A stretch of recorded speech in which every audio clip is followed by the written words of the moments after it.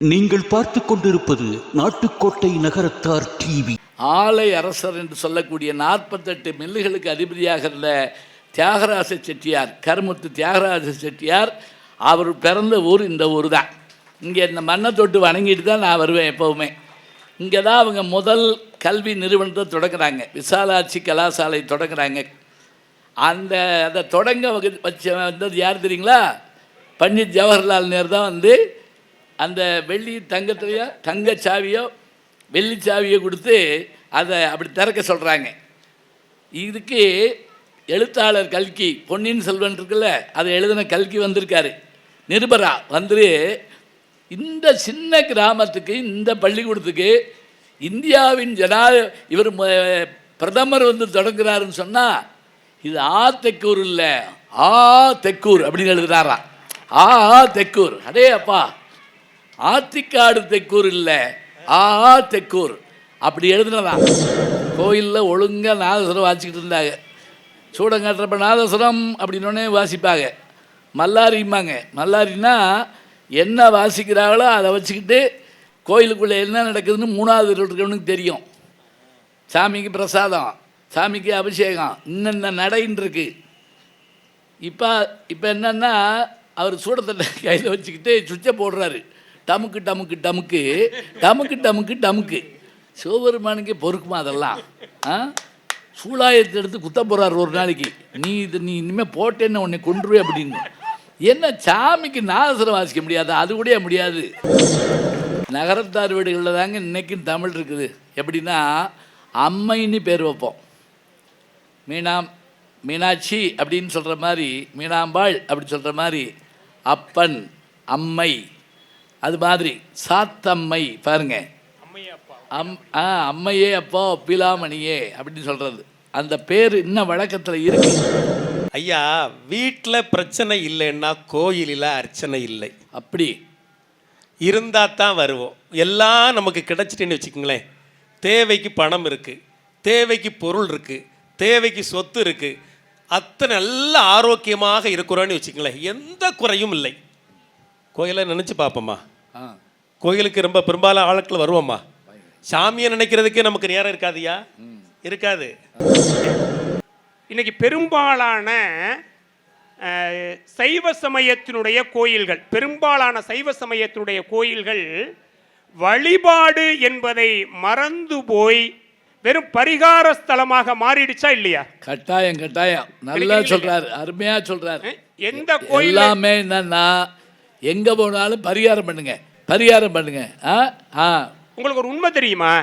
சிவபெருமான் கோயில்களில் நவக்கிரகங்கள் வர ஆரம்பிச்சதே 12ஆம் நூற்றாண்டுக்கு பின்னாடி தான். அதுக்கு முன்னாடி வரைக்கும் சிவபெருமான் தான் எல்லாம்.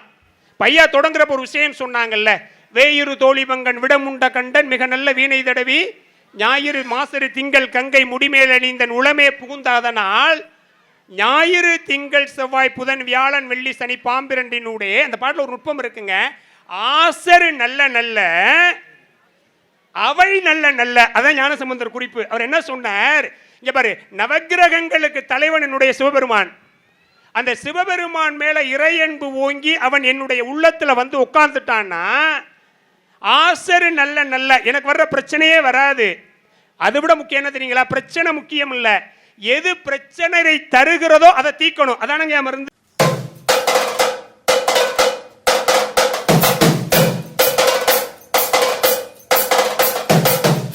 தரமான வைர நகைகளை சரியான விலையில் வாங்க ஸ்மார்ட் டைமண்ட்ஸ் டி நகரில் புதிதாக திறக்கப்பட்டிருக்கும் நமது ஷோரூமிற்கு வருகை தாருங்கள். ராம்நாத் அருணாச்சலம், சித்ரா ராம்நாத், டி நகர், சென்னை. ஆன்மீக ஆனந்தம் தரும் சிவம் திருநீர் அணிந்து சிந்தை குளிர்வீர். உங்கள் வாழ்வு சிறக்க சிவம் திருநீர் அணிவீர். சென்னையில் வைர நகைகள் வாங்க KNC diamonds, carat and carat, Arimalam Muthu Kannan, Ranganayaki Kannan. தோகை மயில் உழவும் கந்தன், சுடற்கரத்திற்கும் வெற்றி, வாகையே சுமக்கும் வேலை, வணங்குவது எமக்கு வேலை. திருவாக்கும் செய்கர்மம் கைகூட்டும், செஞ்சொல் பெருவாக்கும் பீடும் பெருக்கும் உருவாக்கும், ஆதலால் வானோரும் ஆணைமுகத்தானை, காதலால் கூப்பொருதம் கை. வேயுறு தோழிபங்கன் விடமுண்டகண்டன் மிக நல்ல வேணி தடவி மாசரு திங்கள் கங்கை முடிமேலடிந்தன் உளமே புகுந்த அதனால் ஞாயிறு திங்கள் செவ்வாய் புதன் வியாழல் வெள்ளி சனிபாமிரண்டு முடனே ஆசரு நல்ல நல்ல அவை நல்ல நல்ல அடியாரவர்க்கு மிகவே என்று சொல்லி திருஞான சம்பந்தருடைய அந்த தேவார பதிகத்தோடு, அதுக்கு பேர் கோளறு பதிகம்னு பேர். பல பேர் அதை கோளாறு பதிகம்னு சொல்லிகிட்டு இருப்பாங்க. அதுவும் பரவாயில்ல, கோளாறு இருந்துச்சுன்னா அது சரி பண்ணிடும். அதனால் அது கோளாறை சரி பண்ணுற பதிகம். கோள்கள் நமக்கு தீமை செய்யாதவாறு. இந்த பாட்டு பாடப்பட்டதே எப்போன்னு கேட்டிங்கன்னா வேதாரண்யத்தில் தான் பாடப்பட்டது. பாண்டிய அரசியாகிய மங்கையர்க்கரசி குலச்சிறையார் என்ற தன்னுடைய மந்திரியை அனுப்பி மதுரை முழுவதும், மதுரை பாண்டி நாடு முழுவதும் சமண இருளில் மூழ்கி இருக்கிறது, ஞானசம்பந்தர் சைவ ஒளி ஏற்ற வேண்டும் என்று அழைச்சி வர சொல்கிறாங்க. அப்போ அவர் போகிறார். அவர் மணல் மேல்குடியில் பிறந்தவர். இந்த ஈசிஆரில் இருக்குது மணல் மேல்குடி, கேள்விப்பட்டிருப்பீங்க. குலச்சிறையார் போகிறார். அங்கே திருஞான சம்பந்தர் இருக்கார், திருநாவுக்கரசர் இருக்காங்க. ஏன்னா அந்த திருமறைக்காடு அங்கே ஒரு அற்புதம் நிகழ்ந்த இடம். கதவை பூட்டி வச்சு சுற்றி வர சொல்லிட்டாங்க எல்லாரும். இவங்க தான் போய் கதவை திறப்பதற்காக 9 பாடல் பாடினார் திருநாவுக்கரசர். அப்புறம் திறந்தா மாத்திரம் பத்திரம் மூடவே முடியல, என்ன பண்ணுறது? சில சமயம் பூட்டை திறந்து பார்த்து மூடி பார்த்து திறந்து பார்த்து மூடி பார்ப்போம்ல, அதை மூடுறதுக்கு பாடினார் திருஞான சம்பந்தர்.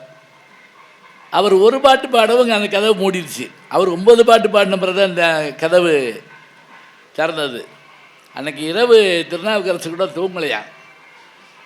அந்த 3 வயது குழந்தைக்கு இருக்கக்கூடிய அருள் எனக்கு இல்லையே, ஒரு பாட்டில் திறக்குதே, நான் 9 பாட்டு பாடி பயனெல்லாம் போச்சே அப்படின்னு உடனே சிவபெருமான் கனவுல தோன்றி, அப்படி இல்லைப்பா உன் பாட்டில் மெய் மறந்துட்டேன்னாரான் ஒரு வார்த்தை. இப்போ சில நேரங்களில் கை தட்டாமல் மெய் மறந்து உட்காந்துடுறோம் இல்லையா, கை தட்டாமலே உட்காந்துடுறான். அது வேறு, மெய் மறந்தமா போதும் போதும் அப்படின்னு உட்காந்தமா தெரில, இருக்கட்டும். அப்போ அங்கே குலச்சிறையார் போகிறாரு. பாண்டி நாட்டுக்கு அழைக்கிறாங்கன்னு சொல்கிறாங்க. பாண்டி நாட்டுக்கு பெறப்படுறார் திருஞான சம்பந்தர், சின்ன குழந்தை. அப்போ திருநாவுக்கரசர் சுவாமி யார ஞானசம்பந்தரை, சமணர்கள் கொடியவங்க, நீங்கள் இன்னைக்கு நாள் நல்லா இல்லை, நல்ல நாளாக பார்த்து புறப்படுங்க. ஏன்னு சொல்கிறார் தெரியுமா திருநாவுக்கரசர்? அவர் ஏற்கனவே அந்த கட்சியில் இருந்தவர், அவருக்கு தான் அவங்கள பற்றிய ரகசியமெல்லாம் தெரியும். வேண்டாங்கிறார். அப்போ தாங்க ஞானசம்பந்தர் சொன்னார், உங்களை போன்ற பெரியவங்களுக்கு என்ன போன்ற குழந்தைகளுக்கும் சிவனடியார்களுக்கு 4 கோள் இருக்குமா? இல்லையே. ஞாயிறு திங்கள் செவ்வாய் புதன் வியாழன் வெள்ளி சனிபாமிரண்டு உடனே ஆசர் நல்ல நல்ல அவை நல்ல நல்ல அடியார் அவர்க்கு மிகவே சொல்லிட்டு அந்த கடைசி பண்ண பாட்டு முடிக்கிறாங்க. தேனவர் பொழில்களாலை விலை சென்னல் என்று அந்த பாடலில் சொல்கிற போது, வளர்சென்பொன் திகழ நான்முகன் ஆதியாய பிரமாபுரத்து மறைஞான ஞான முனிவன் தானூர் கோடு நாளும் அடியாரை நலியாத வண்ணம் அரிசை ஆன சொல் மாலையோதும் அடியார்கள் வானில் அரசால்வள் ஆணை நமதே, அப்படி சத்தியம் பண்ணுற மாதிரி சொல்கிறாருங்க. ஒரு செய்தி சமீபத்தில் ஐயா சோசோமி பேசி நான் கேட்டேன். வாட்ஸ்அப்பில் நல்ல செய்தியும் வருங்கிறதுக்காக சொல்கிறேன். என்ன தெரியுங்களா, நமக்கு சுதந்திரம் கிடைச்சது 1947 ஆகஸ்ட்டு 14 இரவு 12 மணிக்கு. இப்போ சுதந்திரம்னா அவங்க போகணும், நம்ம வாங்கணும். எதை கொடுத்து எதை வாங்கிறதுன்னு யாருக்கும் தெரியலை. சுதந்திரம்னு எழுதி கொடுத்தா போதுமா, இல்லை சுதந்திரம் கொடுத்துட்டோம்னு சொன்னால் போதுமா? என்ன ஒரு மரபு வேணாமா? கல்யாணத்தில் தாலி கட்டியாச்சான்னு கேட்போம்ல, அதெல்லாம் நாங்கள் கட்ட மாட்டோம்னு அது வேறு இருக்கட்டும், அதை பற்றி நமக்கு கவலை இல்லை. கட்டினா தான் அது கல்யாணம். சரி, இப்போ ராஜாஜிகிட்ட கேட்குறாங்க, மூதறிஞர் அவர்கிட்ட கேட்குறாங்க. அவர் சொன்னார், ஒரு ஆட்சி முடிஞ்சு இன்னொரு ஆட்சி மாறுனா அப்போ என்ன செய்வாங்க அப்படின்னா செங்கோலை கொடுப்பாங்க கையில். இது இந்த நாட்டினுடைய வழக்கம். அப்போ திடீர்னு செங்கோலுக்கு எங்கே போகிறது யோசிக்கிறாங்க. திருவாவடுதுறைக்கு சொல்லி அனுப்புகிறாங்க. திருவாவடுதுறை ஆதீனகர்த்தர் உடனடியாக அங்கே இருக்கக்கூடிய பொற்கொள்ளர்கள்லாம் கூப்பிட்டு தங்கத்தாளாகிய செங்கோலை செய்து, அவருக்கு உடம்பு முடியாமல் இருந்ததுனால கூட இருந்த குட்டி சன்னிதானத்தை அனுப்பி இப்போ அதை கொண்டு போய், இப்போ நல்லா கவனிங்க, சுதந்திரம் எப்படி கொடுக்குறாங்க தெரியுமா? மவுண்ட் பேட்டன் பிரபு அந்த செங்கோலை அப்படி எடுத்து யார்கிட்ட கொடுக்கணும்? பண்டிட் ஜவஹர்லால் நேருட்ட கொடுக்கணும். இந்திய முதல் பிரதமர்கிட்ட கொடுக்கணும். இப்போ கொடுக்க போகிறப்ப என்ன செய்யலான்னா, அப்போ பாருங்கள் தமிழ்நாடு எவ்வளோ முக்கியத்துவம் வாங்கியதுன்னு. அன்றைக்கு இந்த நாதஸ்வரம் போல் திருவாவடுதுறை ராஜரத்னம் பிள்ளை அந்த ஆதீனத்திலிருந்து அனுப்புகிறாங்க. அவர் தாங்க நாதஸ்வரம் வாசிக்கிறாரு. நாதஸ்வரம் வாசிக்கிறவர் தமிழ்நாட்டுக்காரர். செங்கோல் தமிழ்நாட்டிலேருந்து போகுது. அந்த மவுண்ட் பேட்டன் பிரபு அவர் கையில் கொடுக்குறாரு. அப்போ இந்த திருஞான சம்பந்தருடைய தேவாரம் பாடப்பட்டு அரசாழ்வர் ஆணை நமதேங்கிற அந்த பாட்டு சொல்லப்பட்ட போது தான் நமக்கு சுதந்திரம் கிடைத்தது. எப்படி பாருங்க, செங்கோல்னா என்னன்னு கேட்குறோம் இல்லையா? இன்னைக்கு மதுரையில் 10 நாள் சித்திரை திருவிழாவில் ஒரு நாள் அம்பிகை அந்த செங்கோலை எடுத்துக்கிட்டு அவங்க பட்டத்தரசி ஆகி திக்கு விஜயம் பண்ணுவாங்க. அப்போ அந்த அம்மா கையில் செங்கோல் கொடுப்பாங்க. 6 மாதம்தான், அப்புறம் சிவபெருமான் வாங்கிக்கிடுவார். அப்படி கொடுக்குறப்ப அந்த அம்மாவுக்கு வேப்பம்பூ மாலை போடுவாங்க. பாண்டி மாதிரி யாருக்கு? அங்கேற்கன்னியாகிய தடாதகை பிராட்டிக்கு. ஏன் தெரியுமா? வேப்பம்பூ மாலை பாண்டியர்களுக்கு உரியது. இப்போ சுதந்திரம் கொடுத்து வாங்குகிற விஷயத்தை நம்ம அங்கே பார்க்குறோம். திருஞான சம்பந்தருடைய பாட்டை நான் சொன்னது அதுக்கு தான். எத்தனை இன்னல்கள் வந்தாலும் நாளன் செய்யும் வினைதானன் செய்யும், என்னை நாடி வந்த கோள் என் செய்யும், கொடுங்கூற்றன் செய்யும் குமரேசன் இருந்தாலும் சதங்கையும் தண்டையும் தோளும் கடம்பும் எனக்கு முன்னே வந்து தோன்றிடுனே நாளன் செய்யும் வினைதானன் செய்யும். யாருக்கும் எந்த தீமையும் ஏற்படாதுங்கிற நம்பிக்கை நமக்கு இருக்கணுங்க. அதுபோல் இங்கே ஆத்தெக்கூருக்கு என்னை அழைச்ச உடனேயே ஐயா தலைவரவை ஐயா அவர்கள் முத்துகிருஷ்ணன் செட்டியார்கள் அங்கே சென்னையிலிருந்து என்னை அழைச்ச உடனே நான் என்ன மகிழ்ந்தேன் தெரியுமா? நான் பயின்றது தியாகராசர் கல்லூரியில், நான் வேலை பார்க்குறது தியாகராசர் கல்லூரியில். இப்போவும் கூட தகைசால் பேராசிரியர், கொஞ்சம் தமிழாக இருந்தால் புரியலைன்னா ப்ரொஃபஸர் எமிரிட்டஸ், இப்போ கொஞ்சம் விளங்கும்னு நினைக்கிறேன். ஏன்னா முந்தியெல்லாம் ஆங்கிலத்தில் சொல்லி தமிழில் சொல்லுவாங்க. இப்போ அப்படி இல்லை. இப்போ தமிழில் சொல்லி ஆங்கிலத்தில் சொல்ல வேண்டியிருக்கு. இப்போ உதாரணம் உங்களுக்கு எளிமையாக சொல்கிறேன் பாருங்க. ஐயா இந்த நிகழ்ச்சி நேரலையா? ஐயா அவர் கேமராமேன் நேரலையா? இதே மாதிரி ஒருத்தர்கிட்ட கேட்ட ஐயா போன வாரம் அந்த கேமராமேன்ட்ட, தம்பி இது நேரலையான்னு. ஒன்றும் நேரலையே, ஒன்றும் நேரல, எதுவும் நேரல. அப்புறம் ஐயா இது லைவான்னு கேட்டேன். அப்படி தமிழில் கேட்டு தொலைய வேண்டியதானே அப்படின்னாரு. நேரலைன்னா அவருக்கு புரியலை. அவர் என்ன பயந்துட்டார், என்னமோ நேந்திரிச்சு ஓட்டிருக்கு. ஏன்னா நம்ம ஊரில் சொல்லுவோம்ல, ஏதோ நேந்திரிச்சு எதுவும் நேரலை, ஒன்றும் நேரலைங்க கவலை இல்லை அப்படிம்போம்ல. அப்போ ஆங்கிலம் பாருங்க. இப்போ நான் படித்த வேலை பார்த்த அந்த கல்லூரியை தொடங்கின ஆலை அரசர் என்று சொல்லக்கூடிய 48 மில்லுகளுக்கு அதிபதியாக இருந்த தியாகராச செட்டியார், கருமுத்து தியாகராச செட்டியார், அவர் பிறந்த ஊர் இந்த ஊர் தான். இங்கே இந்த மண்ணை தொட்டு வணங்கிட்டு தான் நான் வருவேன் எப்போவுமே. இங்கே தான் அவங்க முதல் கல்வி நிறுவனத்தை தொடங்குறாங்க, விசாலாட்சி கலாசாலை தொடங்குறாங்க. அதை தொடங்க வந்தது யார் தெரியுங்களா? பண்டிட் ஜவஹர்லால் நேரு தான் வந்து அந்த வெள்ளி தங்கத்துலையோ தங்கச்சாவியோ வெள்ளிச்சாவியோ கொடுத்து அதை அப்படி திறக்க சொல்கிறாங்க.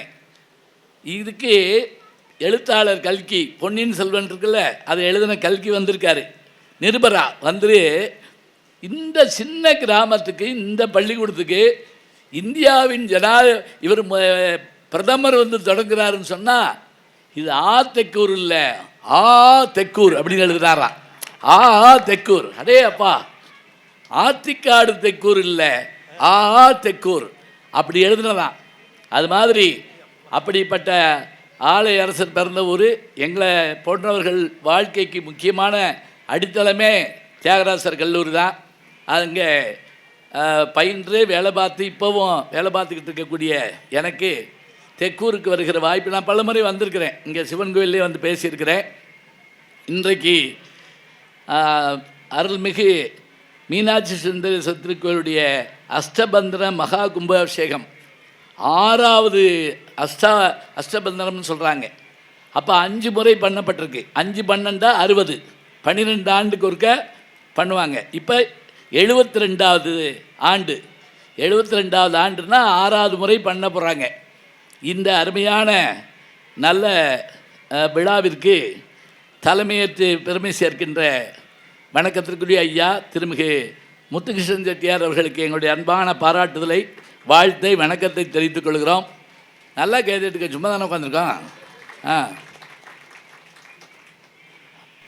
மன்னர்களோ ஜமீன்தார்களோ நம்முடைய முன்னோர்களோ கோயிலை கட்டினது பெருசு இல்லைங்க, அதை காப்பாற்றுறது பெருசுங்க. அதை நீங்கள் செஞ்சுக்கிட்டு இருக்கீங்க, அதுதான் முக்கியம்.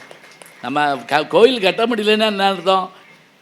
ஏதாவது திருமூலர் சொன்ன மாதிரி உன்னால் முடிஞ்ச அளவுக்கு எதாவது செய்யப்பா. நிதி மிகுந்தவர் பொற்குவை தாரீர், பாரதியார் சொல்கிறார். அதுவும் மற்றவர் இது கொடுங்க. ஒன்றும் இல்லையா, வாய் சொல் அருள்வீருங்கிறார். வாய் சொல்லு தெரியுமா, இது நல்லா நடக்கட்டுங்க அப்படின்னு ஒரு வார்த்தை சொல்லிட்டு போ, அவ்வளோதான். உன்னால் முடிஞ்சது அதுதான். அதனால் அவரை தலைவராக கொண்டு நடைபெறுகின்ற இந்த நல்ல விழாவிற்கு ஐயா அவர்களுக்கு எங்களுடைய பாராட்டை சொல்லி, செயலர் வணக்கத்திற்குரிய ஐயா அண்ணாமலை செட்டியார் அவர்களுக்கும் எங்களுடைய பாராட்டை சொல்லி, பொருளாளர் வெங்கடாச்சலம் செட்டியார் ஐயா அவர்களுக்கும் எங்களுடைய வணக்கத்தை சொல்லி, இந்த நிகழ்ச்சியிலே வரவேற்பு சொல்லி என்னை அறிமுகம் செய்து வைத்த வணக்கத்திற்குரிய அம்மையார் சகோதரி மீனாட்சி சுந்தர் அவர்களை யூடியூப்பில் நான் பலமுறை பார்த்துருக்கிறேன். அது மட்டும் இல்லை, 14 புராணங்களை அவங்க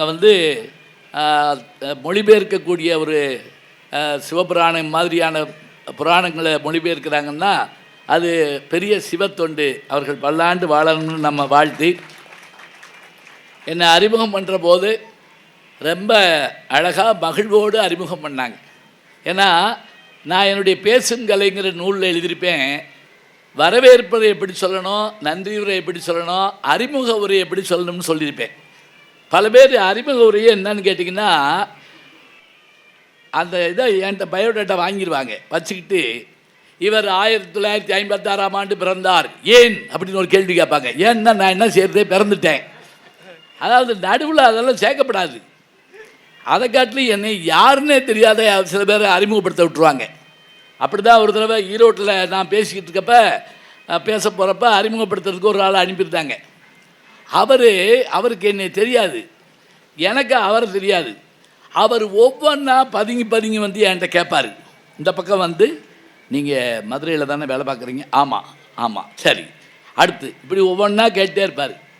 இதுக்கு நடுவில் அவருக்கு ஒரு மாபெரும் சந்தேகம் வந்துருச்சு. என்ன தெரியுமா, என்னை பற்றி எங்கள் பேராசிரியர் பரமசிவன் ஒன்று எழுதியிருப்பார்.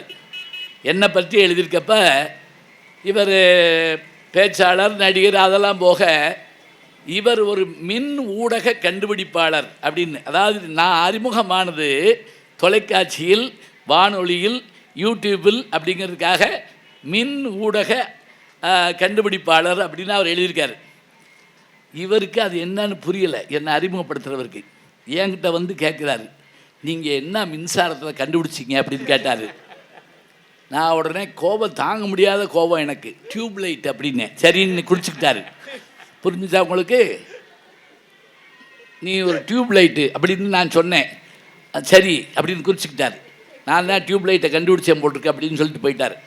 ஆனால் அவங்க மிக அழகாக நான் வாங்கிய பட்டங்களை எல்லாவற்றையும் மகிழ்வோடு பெருமையோடு சொன்னார்கள். அம்மையார் அவர்களுக்கு என்னுடைய அன்பு பாராட்டை நான் மகிழ்வோடு தெரிவித்துக் கொள்கிறேன். அதே போல் இறைவணக்கம் பாடிய ரத்னா செல்வம் அவர்கள் அழகாக எல்லா தெய்வங்களையும் சொல்லி குறிப்பாக விநாயக பெருமானுக்கு வணக்கத்தை செலுத்தி ஆரம்பித்தாங்க. ஏன்னா கந்தர் அனுபூதி முருகனுக்காக பாடப்பட்டதுங்க. ஆனால் பாட்டு முருகனை பற்றி இருக்காது. நெஞ்சக்கனகல்லும் நிகழ்ந்துருக தஞ்சத்தரு சண்முகனுக்கு செஞ்சற்புனை மாலை சிறந்திடவே பஞ்சக்கர ஆணை பதம் பணிவாம். நான் நல்லா இதை செய்யறதுக்கு முருகனின் அண்ணனாகிய விநாயக பெருமானே உன்னை வணங்கி தொடங்குகிறேன். பார்த்தீங்களா? அப்புறம் தான் கடவுள் வாழ்த்து முடிஞ்ச உடனே தான் பாட்டு ஆரம்பிக்கும். அதனால் அருமையாக பாடலோடு தொடங்கி நான் முதல்ல இங்கே வர்றபோது பயந்துக்கிட்டே தான் வந்தேன். வெறும் நாற்காலியாக இருக்கே, யாரையும் காணமே அப்படின்னு பயந்துக்கிட்டே வந்தேன். ஆனால் எனக்கு ஒரு நம்பிக்கை இருந்தது. என்ன அப்படின்னா, நல்லா பேசினா எங்கே இருந்தாலும் வந்துடுவாங்க. அதோட நாங்கள் 5 லட்சம் பேர் கொண்ட உலகத்தமிழ் மாநாட்டிலையும் பேசியிருக்கோம். ஆளே இல்லாத ஆல் இந்தியா ரேடியோலையும் பேசியிருக்கோம். ஆல் இந்தியா ரேடியோவில் யாருமே இருக்க மாட்டாங்க, நாங்களாக தான் பேசணும். நீங்கள் வானொலி நிலையத்துக்கு பேச போயிருந்தீங்கன்னா இன்றைக்கும் பார்க்கலாம், நம்மளை ஒரு ரூமில் உட்கார வச்சுட்டு அவங்க வெளியிலேருந்து அப்படிம்பாங்க, பேச ஆரம்பிக்கணும் அப்படிம்பாங்க.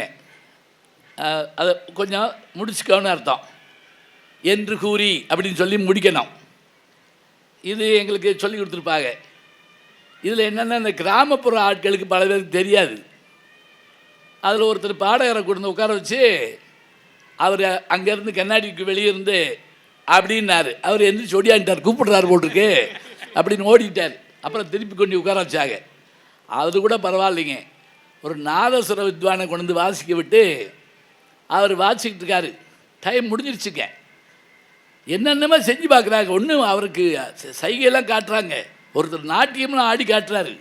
அப்படி அவர் கண்ணை மூடி லயிச்சிட்டார் ராகத்தில். ஒன்றும் இது பண்ண முடியல. அப்புறம் ஒருத்தர் இங்கேருந்து இருந்தால் இப்படின்னார். அவர் கண்ணை முழிச்சு பார்த்து நாதஸ்வரத்தை சுற்றி சுற்றி வாசிச்சார். அப்படியே ஓ இப்படி விரும்புகிறாங்க போட்டிருக்கு அப்படின்னு. அதனால் இதெல்லாம் நமக்கு கேட்டு பழகி போயிட்டோம். நல்ல அமர்ந்து கேட்கக்கூடிய, எனக்கு நல்லா சொன்னால், நான் பேசி வளர்ந்ததே நகரத்தார் வீடுகளில் தாங்க. நான் எங்கேயும் சொல்லுவேன், இங்கே மட்டும் இல்லை, அமெரிக்கா, ஆஸ்திரேலியா, எங்கே ஏன் தெரியுங்களா, உட்கார்ந்து கேட்கக்கூடிய இடம் இங்கே தான். திருமணம் நடந்தால் கூட மணமேடை ஒரு புறமும் வாழ்த்தரங்க ஒரு புறமும் நீங்கள் அமைச்சிருப்பீங்க. இது தெரியாமல் பல பேர் எங்கள் வீட்லேயும் பேச வாங்கன்னு எங்களை கூட்டு போயிடுவாங்க. நாங்கள் பட்டிருக்க பாடு கல்யாண வீட்டில் அது ஒரு தற்கொலை முயற்சிங்க. யார் பேச்சையும் யாரும் கேட்க மாட்டாங்க, நாங்கள் பேசணும். ஒரு கல்யாண வீட்டுக்கு போயிருந்தேன் திருச்சியில். 3000 பேர் வந்திருந்தாங்க. நான் தான் பேச்சாளன். 3000 பேர் பேசிக்கிட்டு இருந்தாங்க, நான் உட்காந்துருந்தேன். அதனால் இனிமேல் கல்யாண வீட்டுக்கு போகக்கூடாதுன்னு நினச்சப்ப இன்னொரு கோஷ்டி வந்துட்டாங்க, பேச வாங்க. நான் சொன்னேன் அங்கே யாரும் கேட்க மாட்டாங்க அப்படின்னு. அவர் கேட்க மாட்டேன்ட்டார். உங்களை பற்றி உங்களுக்கு தெரியாது, வாங்கன்னு கூப்பிட்டு போய் அதே தாங்க நடந்துச்சு. இங்கேயாவது போடியம் இருக்குது, அங்கே ஹேண்ட்மேக்கை கையில் கொடுத்து பெரியோர்களே தாய்மார்களே 2 வார்த்தை தாங்க சொன்னேன். 300 பேர் மேடைக்கு ஓடி வந்து பொண்ணு மாப்பிள்ளை பரிசு கொடுக்குறோம்னு என்னையை தள்ளிக்கிட்டே போகிறாங்க. அப்படி நில்லு, இப்படி நில்லு, விலகு, ஒதுங்கு. நான் விடலை. தமிழ் படித்தவன் பாருங்க. இங்கே 10 பாட்டு, இங்கே 8 தொகை, இங்கே குறுந்தொகை, ஏன்னா பெருந்தொகை வாங்கிட்டேன் பேசுகிறதுக்காக. அதில் ஒரு பாட்டி என்கிட்ட வந்து என்னை முதுகில் தட்டி, அந்த ரூம்குள்ளே போய் பேசியா ஒருத்தருமே இல்லை அப்படின்னு சொல்லிச்சு. அது எவ்வளோ நல்ல பாட்டி பார்த்தீங்கன்னா. தனியாக பேசுகிற பையன் இங்கே பேசுனேன்னா அங்கே பேசுனேன்னா, இது எதுக்குன்னா யாராவது முகம் பார்த்து பேசினா தாங்க நல்லாயிருக்கும். இப்போ இவ்வளோ பேர் வந்துட்டீங்க. நாங்கள் எங்களுக்கு ஒரு மகிழ்ச்சி என்னென்னா, வழக்கமாக அந்த கணவனா மனைவியான்னு ஒரு தலைப்பு இருக்குது. அதான் இப்போ பல பேர் 99 வருஷம் கான்ட்ராக்ட் எடுத்து பேசிக்கிட்டு தர்றாங்க. நாங்கள் அந்த பக்கமே போகிறதில்ல. ஆமாம், அது இப்போ எனக்கு அதை பார்த்தாலே கிடுகிட்டுன்னு நடுக்கும். எவ்வளோ நேரம் தான் மனைவியை வைக்கிறது, கணவனை வைக்கிறது, இவன் பைத்தியங்கிறது, அவன் பைத்தியங்கிறத முடிஞ்சு போச்சு இல்லை. அப்புறம் என்ன பண்ணுறது? இப்போ முதலிரவில் கணவன் மனைவிட்ட கேட்டானா, என்னை உனக்கு பிடிச்சிருக்கான்னு இருக்கான். இன்னும் பிடிச்சன்னா பிடிக்கல, எனக்கு கல்யாணம் ஆகி தாலி கட்டி பிடிச்சாச்சு. அவள் செல்லம்மா போ பைத்தியம் அப்படின்னு இருக்கா. உனக்கு எப்படி தெரியும் அப்படின்னு இருக்கா. உடனே அவள் சொன்னா, நீ இருந்த அதே ஆஸ்பத்திரியில் தான் நான் இருந்தேன். நீ 7ஆம் நம்பர் வார்டு, நான் 3ஆம் நம்பர் வார்டு. குடும்பம் சிரிப்பாக சிரிக்கிங்க, கவலைப்படாதுன்னா. சரி இருக்கட்டும், அது வேண்டாம், வேறு தலைப்புகள் வேணும்னு ஐயா நம்ம டீம் மேனேஜர் செல்லகண்ணன் என்ன பண்ணாருன்னா, ஐயா அவர்களுக்கு ஒரு 5 தலைப்பு மேலே அனுப்புனாங்க. அவங்க என்ன செஞ்சாங்கன்னா, பக்தி தலைப்பு போடணும், அதுவும் ஈடுபாட்டோடு இருக்கணும் அந்த தலைப்பு அப்படிங்கிறதுக்காக ஒரு நல்ல தலைப்பை எடுத்து கொடுத்துருக்காங்க. இந்த தலைப்பை எல்லா இடத்துலையும் பேசவும் முடியாது. இன்றைக்கி என்ன தலைப்பு என்னன்னு பார்த்தீங்கன்னா, பட்டிமன்றம் எப்படி தொடங்குதுன்னு பார்த்துக்குங்க. இறைவனை நாம் வணங்குவது எதற்காக ஒரு கேள்வி கேட்குறோம். கோயிலுக்கு போகிற சாமி கும்பிட போகிறீங்களே எதுக்கு? ஒரு பேட்டி இப்போ படம் பார்த்துட்டு வந்தால் பேட்டி கேட்குறோம்ல, படம் எப்படி? சில பேர் ஒன்றுமே சொல்லாமல் உதட்ட பிதுக்குவாங்க, பார்த்துருக்கீங்களா? அப்படிம்பா அந்த பக்கம் போகாதன்னு அர்த்தம். இன்னும் சில பேர் அந்த மெசேஜ் போட்டுருவாங்க, மாப்பிள்ளை வராத கொள்றாங்க அப்படின்னு சொல்லுவாங்க. சாமி கும்பிட போகிறையே எதுக்குன்னு கேட்டால் எத்தனை பேர் என்ன சொல்லுவோம்? வேண்டுதலுங்க, போகணும். நான் நல்லா இருக்க காரணம் சாமி தாங்க, போகணும். எனக்கு கஷ்டம் வந்தப்பா அவர் தாங்க தீர்த்தாரு சொல்லுவோம். இதே தாங்க இன்னைக்கு கொடுத்துருக்கோம் தலைப்பு. இறைவனை நாம் வணங்குவது நம்முடைய இன்னல்கள் நீங்கவா. இன்னல்கள்னா என்ன? துன்பம். இன்னல்கள் நீங்கவா இறைவனை வணங்குவது. இன்னல்கள் நீங்கவா இல்லை இறையன்பு ஓங்கவா. இறையன்பு ஓங்கவா.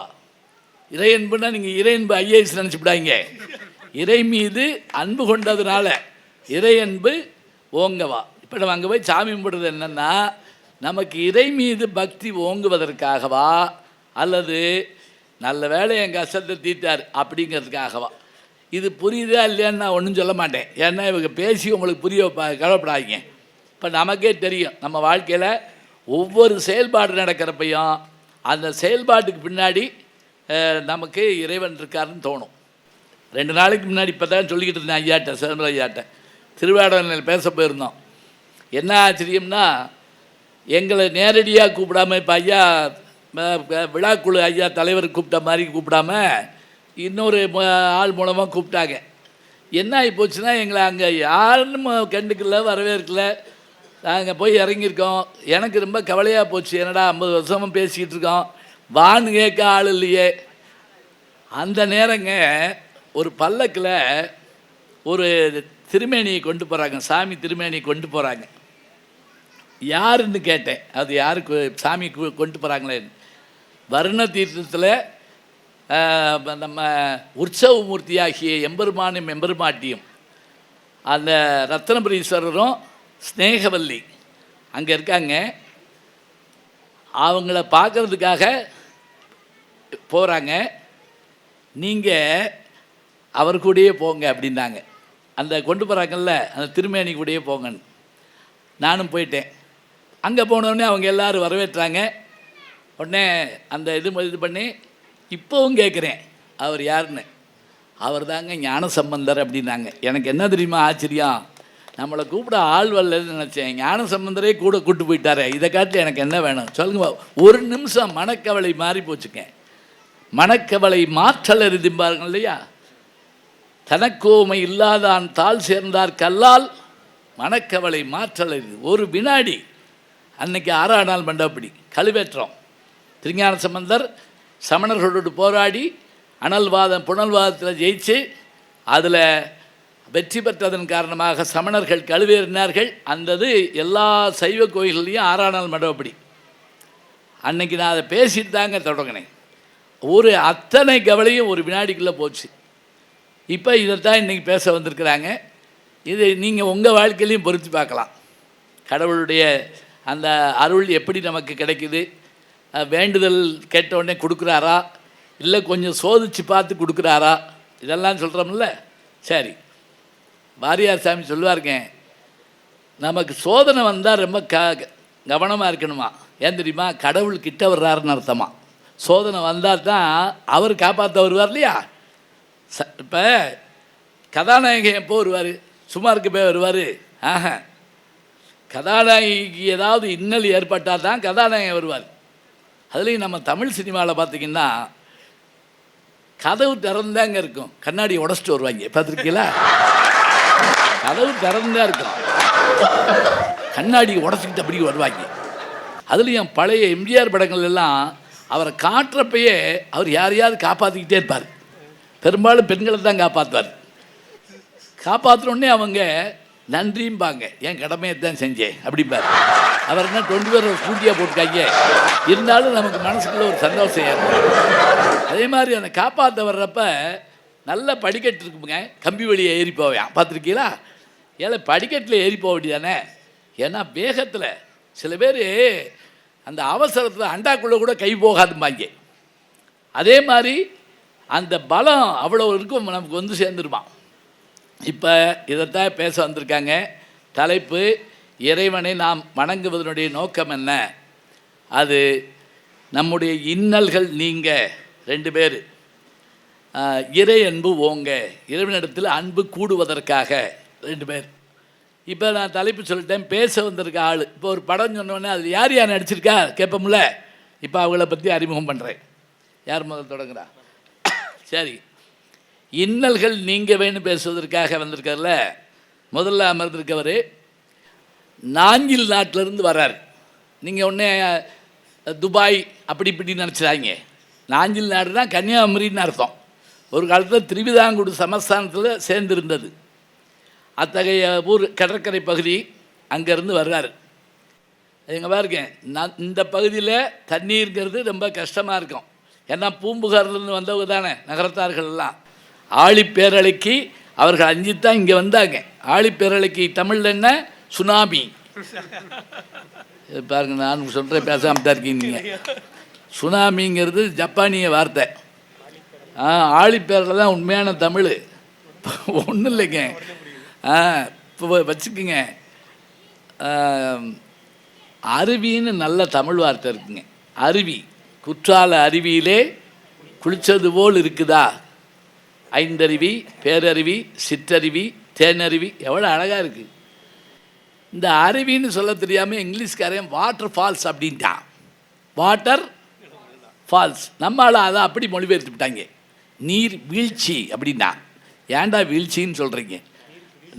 நீருக்கு எதிராக வீழ்ச்சி ஒருபோதும் கிடையாது. அதாவது மறந்தும் கூட தீய சொற்களை சொல்லக்கூடாதுங்க. அதுதான் அழகு. நம்ம எப்போவுமே அந்த பண்பான சொல்ல பழகி கொடுக்கணும். இதில் நாஞ்சில் நாட்டிலேருந்து வர்றாரு, நல்லா பேசுவார், முடிஞ்சால் பாடுவார், தேவையான பாடுவார். ஆமாம், ஏன்னா இப்போ பட்டிமன்றத்தில் அதெல்லாம் வேண்டிருக்கு பாடுறது. அதோடு நின்னா பரவாயில்ல. அடுத்த ஸ்டேஜுக்கு வந்து அணித்தலைவர்கள் அக்கினி சட்டி அடித்து 5 நிமிஷம் ஆடுவார்கள். நடுவர் நாக்கில் வேல் குத்தி தீர்ப்பு சொல்வார். அப்படிலாம் கண்டுபிடிக்காமல் இருக்கணும். பாடுவார்.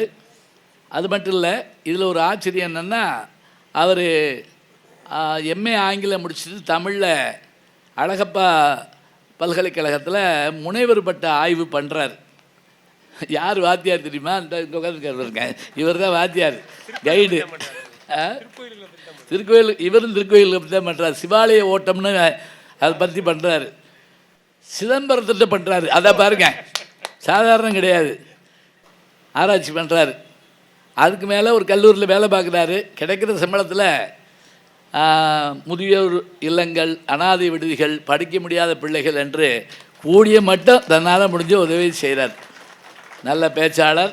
வணக்கத்திற்குரிய நாஞ்சில் நாவரசு செல்லக்கண்ணன் இங்கே வந்திருக்கிறார்.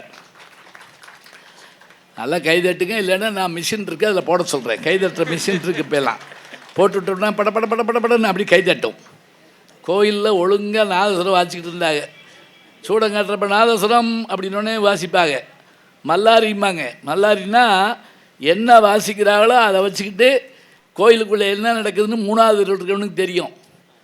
சாமிக்கு பிரசாதம், சாமிக்கு அபிஷேகம், இன்னென்ன நடைன்னு இருக்குது. இப்போ என்னன்னா, அவர் சூடத்தட்டை கையில் வச்சுக்கிட்டு சுவிட்சை போடுறாரு. டமுக்கு டமுக்கு டமுக்கு டமுக்கு டமுக்கு டமுக்கு. சிவபெருமானுக்கே பொறுக்குமா அதெல்லாம்? சூலாயத்தை எடுத்து குத்த போகிறார் ஒரு நாளைக்கு. நீ இனிமேல் போட்டேன்னு உன்னை கொன்றுவே அப்படின்னு. என்ன சாமிக்கு நாதசுரம் வாசிக்க முடியாது? அது கூட முடியாது.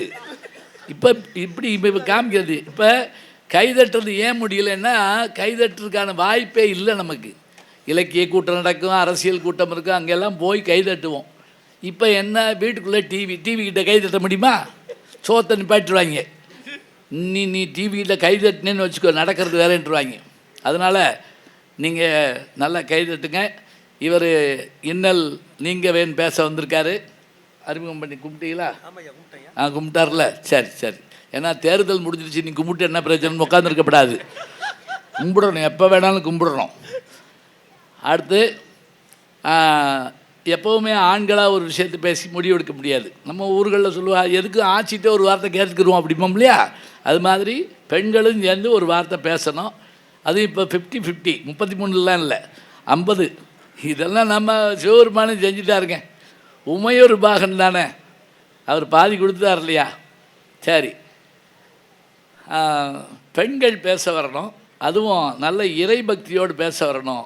இன்னல் நீங்கவே என்று பேசுவதற்காக நல்ல பேச்சாளர், நல்ல படிப்பாளி, அதோடு மட்டுமில்லை பேசுகிற போது ஒரு நனி நாகரிகத்தோடு பேசக்கூடிய பாகனேரியைச் சேர்ந்த நம் பகுதிக்காரங்க தான். வணக்கத்திற்குரிய சாத்தம்மை பிரியா அவர்கள் இங்கே வருகின்றிருக்கிறார்கள். நகரத்தார் வீடுகளில் தாங்க இன்றைக்கும் தமிழ் இருக்குது. எப்படின்னா அம்மைன்னு பேர் வைப்போம். மீனாட்சி அப்படின்னு சொல்கிற மாதிரி, மீனாம்பாள் அப்படி சொல்கிற மாதிரி, அப்பன் அம்மை, அது மாதிரி சாத்தம்மை பாருங்க, அம்மையே அப்பா ஒப்பிலாமணியே அப்படின்னு சொல்கிறது. அந்த பேர் இன்னும் வழக்கத்தில் இருக்குது. நல்லா பேசுவாங்க. திருச்சியிலேருந்து வருகை இருந்திருக்கிறார்கள். இந்த 2 பேரும் இன்னல் நீங்கிறதுக்காக வந்திருக்காங்க. சரியா? நேர்த்திக்கடன் விபூதியே காணும். உங்கள் 2 பேத்துக்கும் விபூதி பூசிட்டு வந்திருக்கணும். இனிமேல் அந்தந்த மேக்கப்போட வர சொல்லி போடணும். அந்த இந்த பாருங்க எப்படி பிரமாதமா. இந்த 2 பேரும் இன்னல் நீங்க.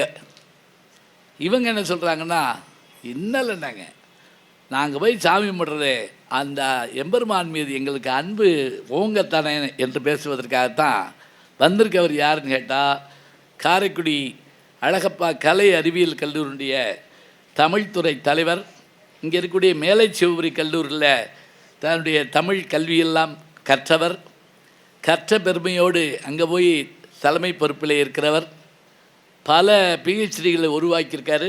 இந்த இவரையும் பிஹெச்டிக்கு உருவாக்கிட்டு இருக்காரு. பிஹெச்டி, எம்ஏ, எம்ஃபில், பிஹெச்டி பட்டங்களை பெற்றவர், நல்ல நனி நாகரிகத்தோடு பேசக்கூடியவர். சமீபத்தில் இலங்கை போயிட்டு வந்தார். இன்னும் கூட பார்த்திங்கன்னா கள்ளழகர் ஆற்றுல இறங்குற நிகழ்ச்சியை சமீபத்தில் தொலைக்காட்சியில் மிக அழகாக வர்ணனை செய்த நம்முடைய வணக்கத்திற்குரிய பேராசிரியர் டாக்டர் சிதம்பரம் அவர்கள் இங்கே வருகை இருந்திருக்கிறார். இறையன்பு ஓங்கத்தான் அப்படின்னு இந்த பக்கம் ஒரு பெண்ணு பேசுனா அந்த பக்கம் ஒரு பெண்ணு பேசணும். ஏன்னா நம்ம கிராமங்கள்லாம் போய் பொம்பளைக்கு பொம்பளைவா பேசு அப்படிப்போம்ல, அது மாதிரி இங்கே பேசுவதற்காக வந்திருக்கவங்க யாருன்னா, இவங்களும் தெற்கு பகுதியை சேர்ந்தவங்க தான். அதாவது கோவிந்தம்மாள் ஆதித்தனார் கல்லூரி எங்கே இருக்குன்னா திருச்செந்தூரில். அவங்க படித்தது எங்கன்னா திருவனந்தபுரத்தில் படித்தாங்க. அப்படி படிக்கிற காலத்திலேயே முதுகலை பட்டத்தில் தங்கப்பதக்கம் வென்றவர்கள். அதோட கோவிந்தம்மாள் ஆதித்தனார் கல்லூரியில் தமிழ் பேராசிரியராக இருக்கிறாங்க. எம்ஏ, எம்ஃபில், பிஹெச்டி பட்டங்களை பெற்றுக்கக்கூடிய இனிமையாக பாடக்கூடிய ஸ்ரீமதி தியாகராஜன் அவர்கள் இங்கே வருகை இருந்திருக்கிறார்கள். இவ்வளோதாங்க அறிமுகம். இருக்கட்டும், இவ்வளோ அறிமுகம். இனி முக்கியமான விஷயம் சொல்ல போகிறேன். என்னன்னா, எம்புட் நேரம் பேசணும், எவ்வளவு நேரம் பேசணும்.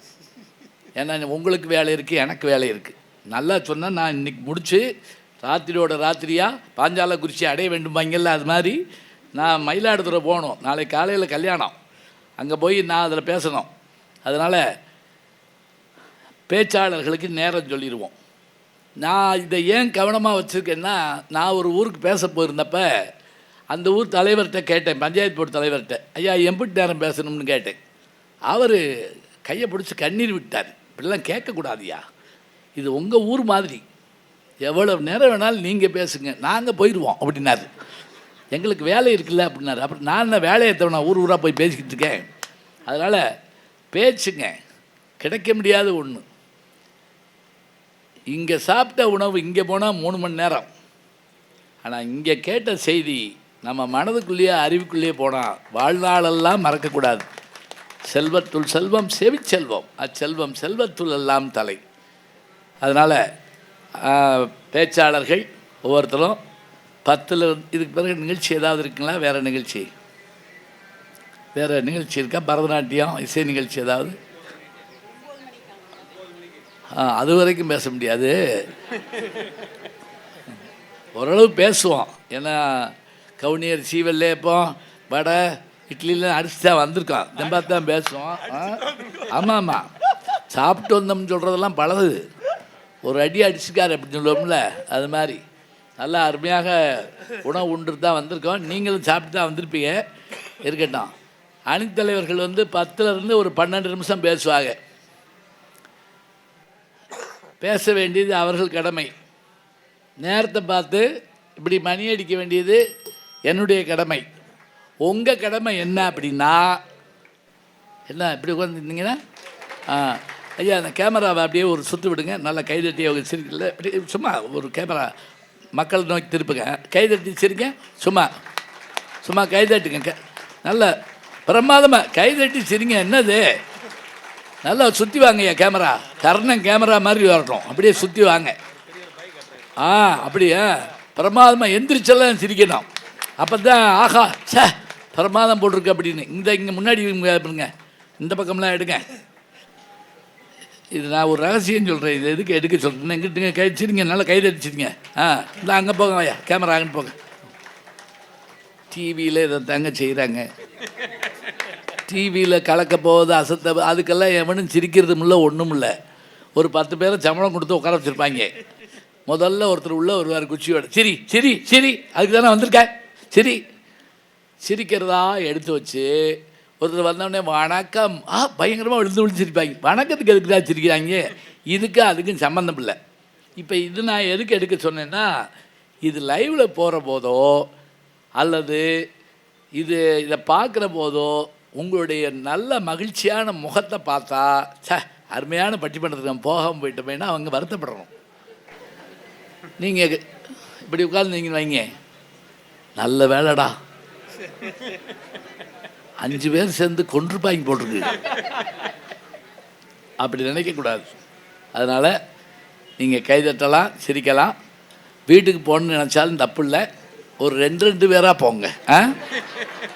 நான் சொன்னோடனே ஒருத்தவங்க கிளம்பி போகிறாங்க, நல்லவங்களாக இருக்காங்க, வர்றாங்க, யாரையோ கூப்பிட்ற போகிறாங்க, அப்படி வச்சுக்கிடுவோம். ஆமாம், அதனால் கேட்கலாம். 2 பேராக போங்க. போகிறப்ப எப்படி போகிறதுன்னு தயங்கவெல்லாம் வச்சுக்கிறாங்க, அதுக்கெல்லாம் விஞ்ஞானம் இருக்குது. வெறும் ஃபோனை எடுங்க, காதில் வைங்க. அப்படியா, இந்தா வந்துட்டேன், அப்படி போங்க.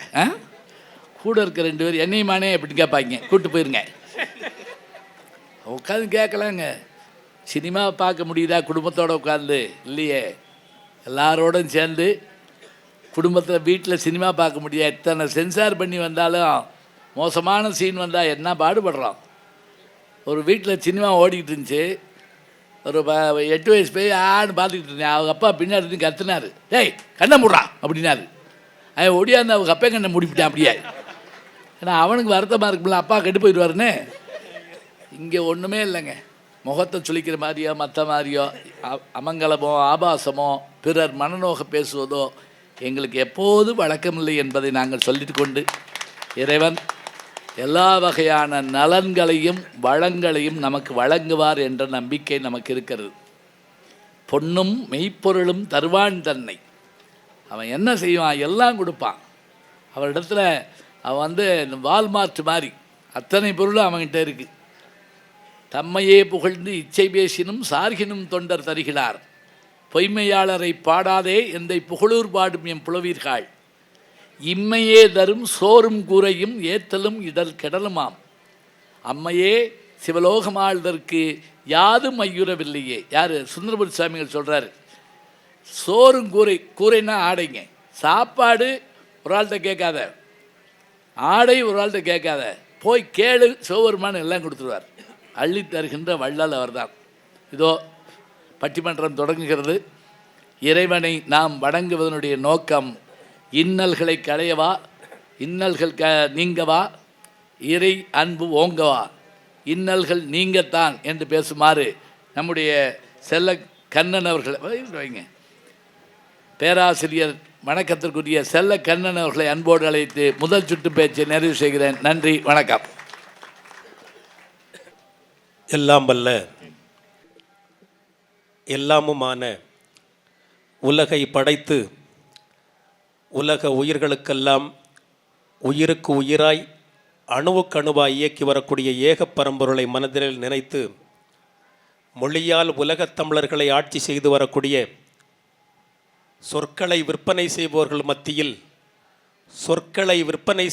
மத்தியில் மக்கள் இதயத்திலே சொற்களை விதைத்து வரக்கூடிய மிகச்சிறந்த தமிழறிஞரும் சமீபத்திலே லண்டன் சென்று வாழ்நாள் சாதனையாளர் விருது பெற்றிருக்கக்கூடிய எங்களுடைய வழிகாட்டியுமான ஐயா நடுவர் பெருந்தகை அவர்களே, சொல்லுங்க. இரு அணியிலும் வாதிடுவதற்காக வருகை இருந்திருக்கக்கூடிய பேச்சாளர் பெருமக்களே, இந்த நல்ல நிகழ்வினை மிகச் சிறப்பாக ஏற்பாடு செய்து ரசித்துக் கொண்டிருக்கக்கூடிய அத்துணை சான்றோர் பெருமக்களுக்கும் அடியனின் முதற்கண் அன்பு கலந்த வணக்கத்திலே தெரிவித்துக் கொள்ளுகின்றேன். நல்ல சந்தோஷமா கைத்தட்டலாம் ஐயா, காசா பணமா.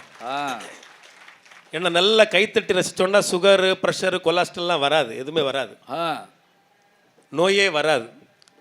ஏன்னா இந்த உலகத்தில் உண்மையான கோடீஸ்வரன் யார் அப்படின்னா நோயே இல்லாதவன் தான் கோடீஸ்வரன், கடனே இல்லாதவன் லட்சாதிபதி. அவ்வளவுதான். குறிப்பா தாய்மார்கள் பெண்கள் நல்ல கை தட்டினீங்கன்னா தலைமுடி நல்லா வளரும் அப்படின்னு சொல்லி போன வாரம் தான் அமெரிக்காவில் கண்டுபிடிச்சிருக்காங்க. ஆமா, சந்தேகம் தான் ஒரு நடைமுறை கேட்டு வந்துருங்க, அவ்வளவுதான். அருமையான ஒரு தலைப்பு. ஏதாவது வாட்ஸ்அப்ல பார்த்துருப்பாரு, வேற ஒன்றும் இல்லை. ஐயா அருமையான ஒரு தலைப்பு ஐயா, ரொம்ப சந்தோஷம் ஐயா. நல்ல பேஸ்ல வச்சிருந்தீங்க, அப்போ மாதிரி வச்சிருங்க. ரொம்ப அருமையான ஒரு தலைப்பு. நாம இறைவனை வழிபடுறது, கோயிலுக்கு வர்றது எதுக்கு ஐயா? வீட்டில் பிரச்சனை இல்லைன்னா கோயிலில் அர்ச்சனை இல்லை. அப்படி இருந்தால் தான் வருவோம். எல்லாம் நமக்கு கிடைச்சிட்டேன்னு வச்சுக்கோங்களேன். தேவைக்கு பணம் இருக்குது, தேவைக்கு பொருள் இருக்குது, தேவைக்கு சொத்து இருக்குது, அத்தனை நல்ல ஆரோக்கியமாக இருக்கிறோன்னு வச்சுக்கோங்களேன், எந்த குறையும் இல்லை.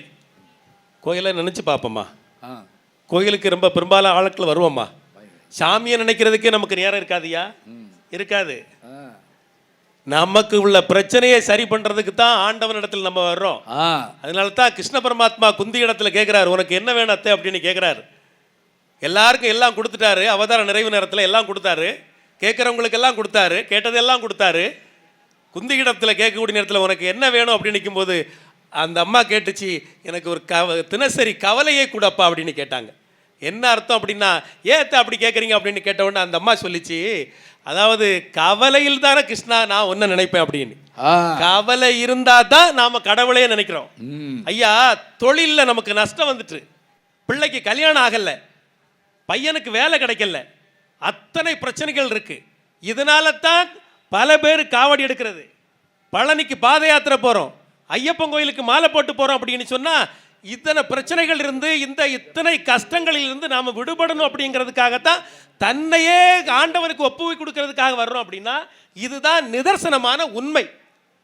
18 படி மீது விளங்கிடும் சன்னிதானம், விதியை மாற்றி வைக்கும் வீரனின் சன்னிதானம், கவலையை போக்கிடும் கணபதி சன்னிதானம், கவலையை போக்கிடும் கணபதி சன்னிதானம், அவனி எல்லாம் காக்கும் ஐயப்பன் சன்னிதானம், மாமலை சபரியிலே மணிகண்டன் சன்னிதானம், மாபெரும் பக்தர்களும் வணங்கிடும் சன்னிதானம், சன்னிதானம் ஐயப்பன் சன்னிதானம் அப்படின்னு பக்தர்கள் எல்லாம் போறாங்க. அப்படின்னா வருஷத்துல 3 முறை மாலை போடக்கூடியவங்க இருக்கு.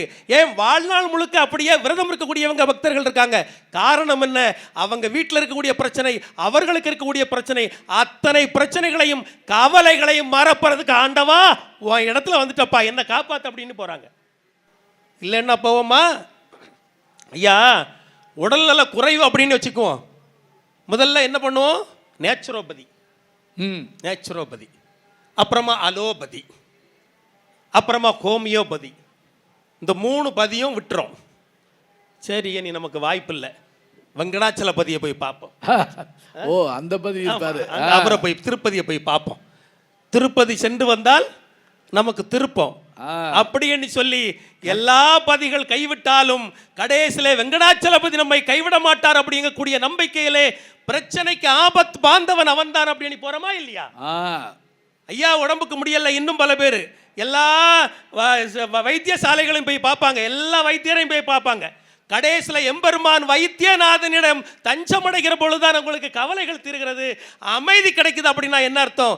நாம பக்தர்கள் அங்கே போகிறதே ஏன் கோயில் கூட ஒரு வகையில் நம்ம கட்டி வழிபாடு நடத்துகிறோம் அப்படின்னு சொன்னால் அத்தனை பேருடைய பிரச்சனைகளையும் ஊரினுடைய பிரச்சனையும் சரி பண்ணுறதுக்காக தான்.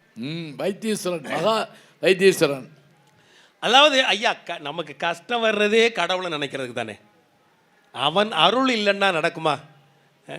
அத்தனை பிரச்சனைகள் இருக்குது நம்ம வாழ்நாளில். நமக்கு கஷ்டம் இல்லையா ஐயா? எவ்வளவு பிரச்சனை இருக்குது. தூங்கி முழிச்ச நேரத்தில் இருந்து இந்த ஒரு நாள் கடறுவதுக்குள்ள படுற பாடு இருக்குல்ல, ஒவ்வொரு மனிதனும் ஏதோ ஒரு வகையில் ஏதோ ஒரு பிரச்சனை, பிள்ளைக்கா இருக்கும், மனைவிக்கா இருக்கும், வீட்டில் உள்ள சுற்று வட்டாரத்தில் உள்ளவங்களா இருக்கும், ஏதோ ஒரு பிரச்சனை.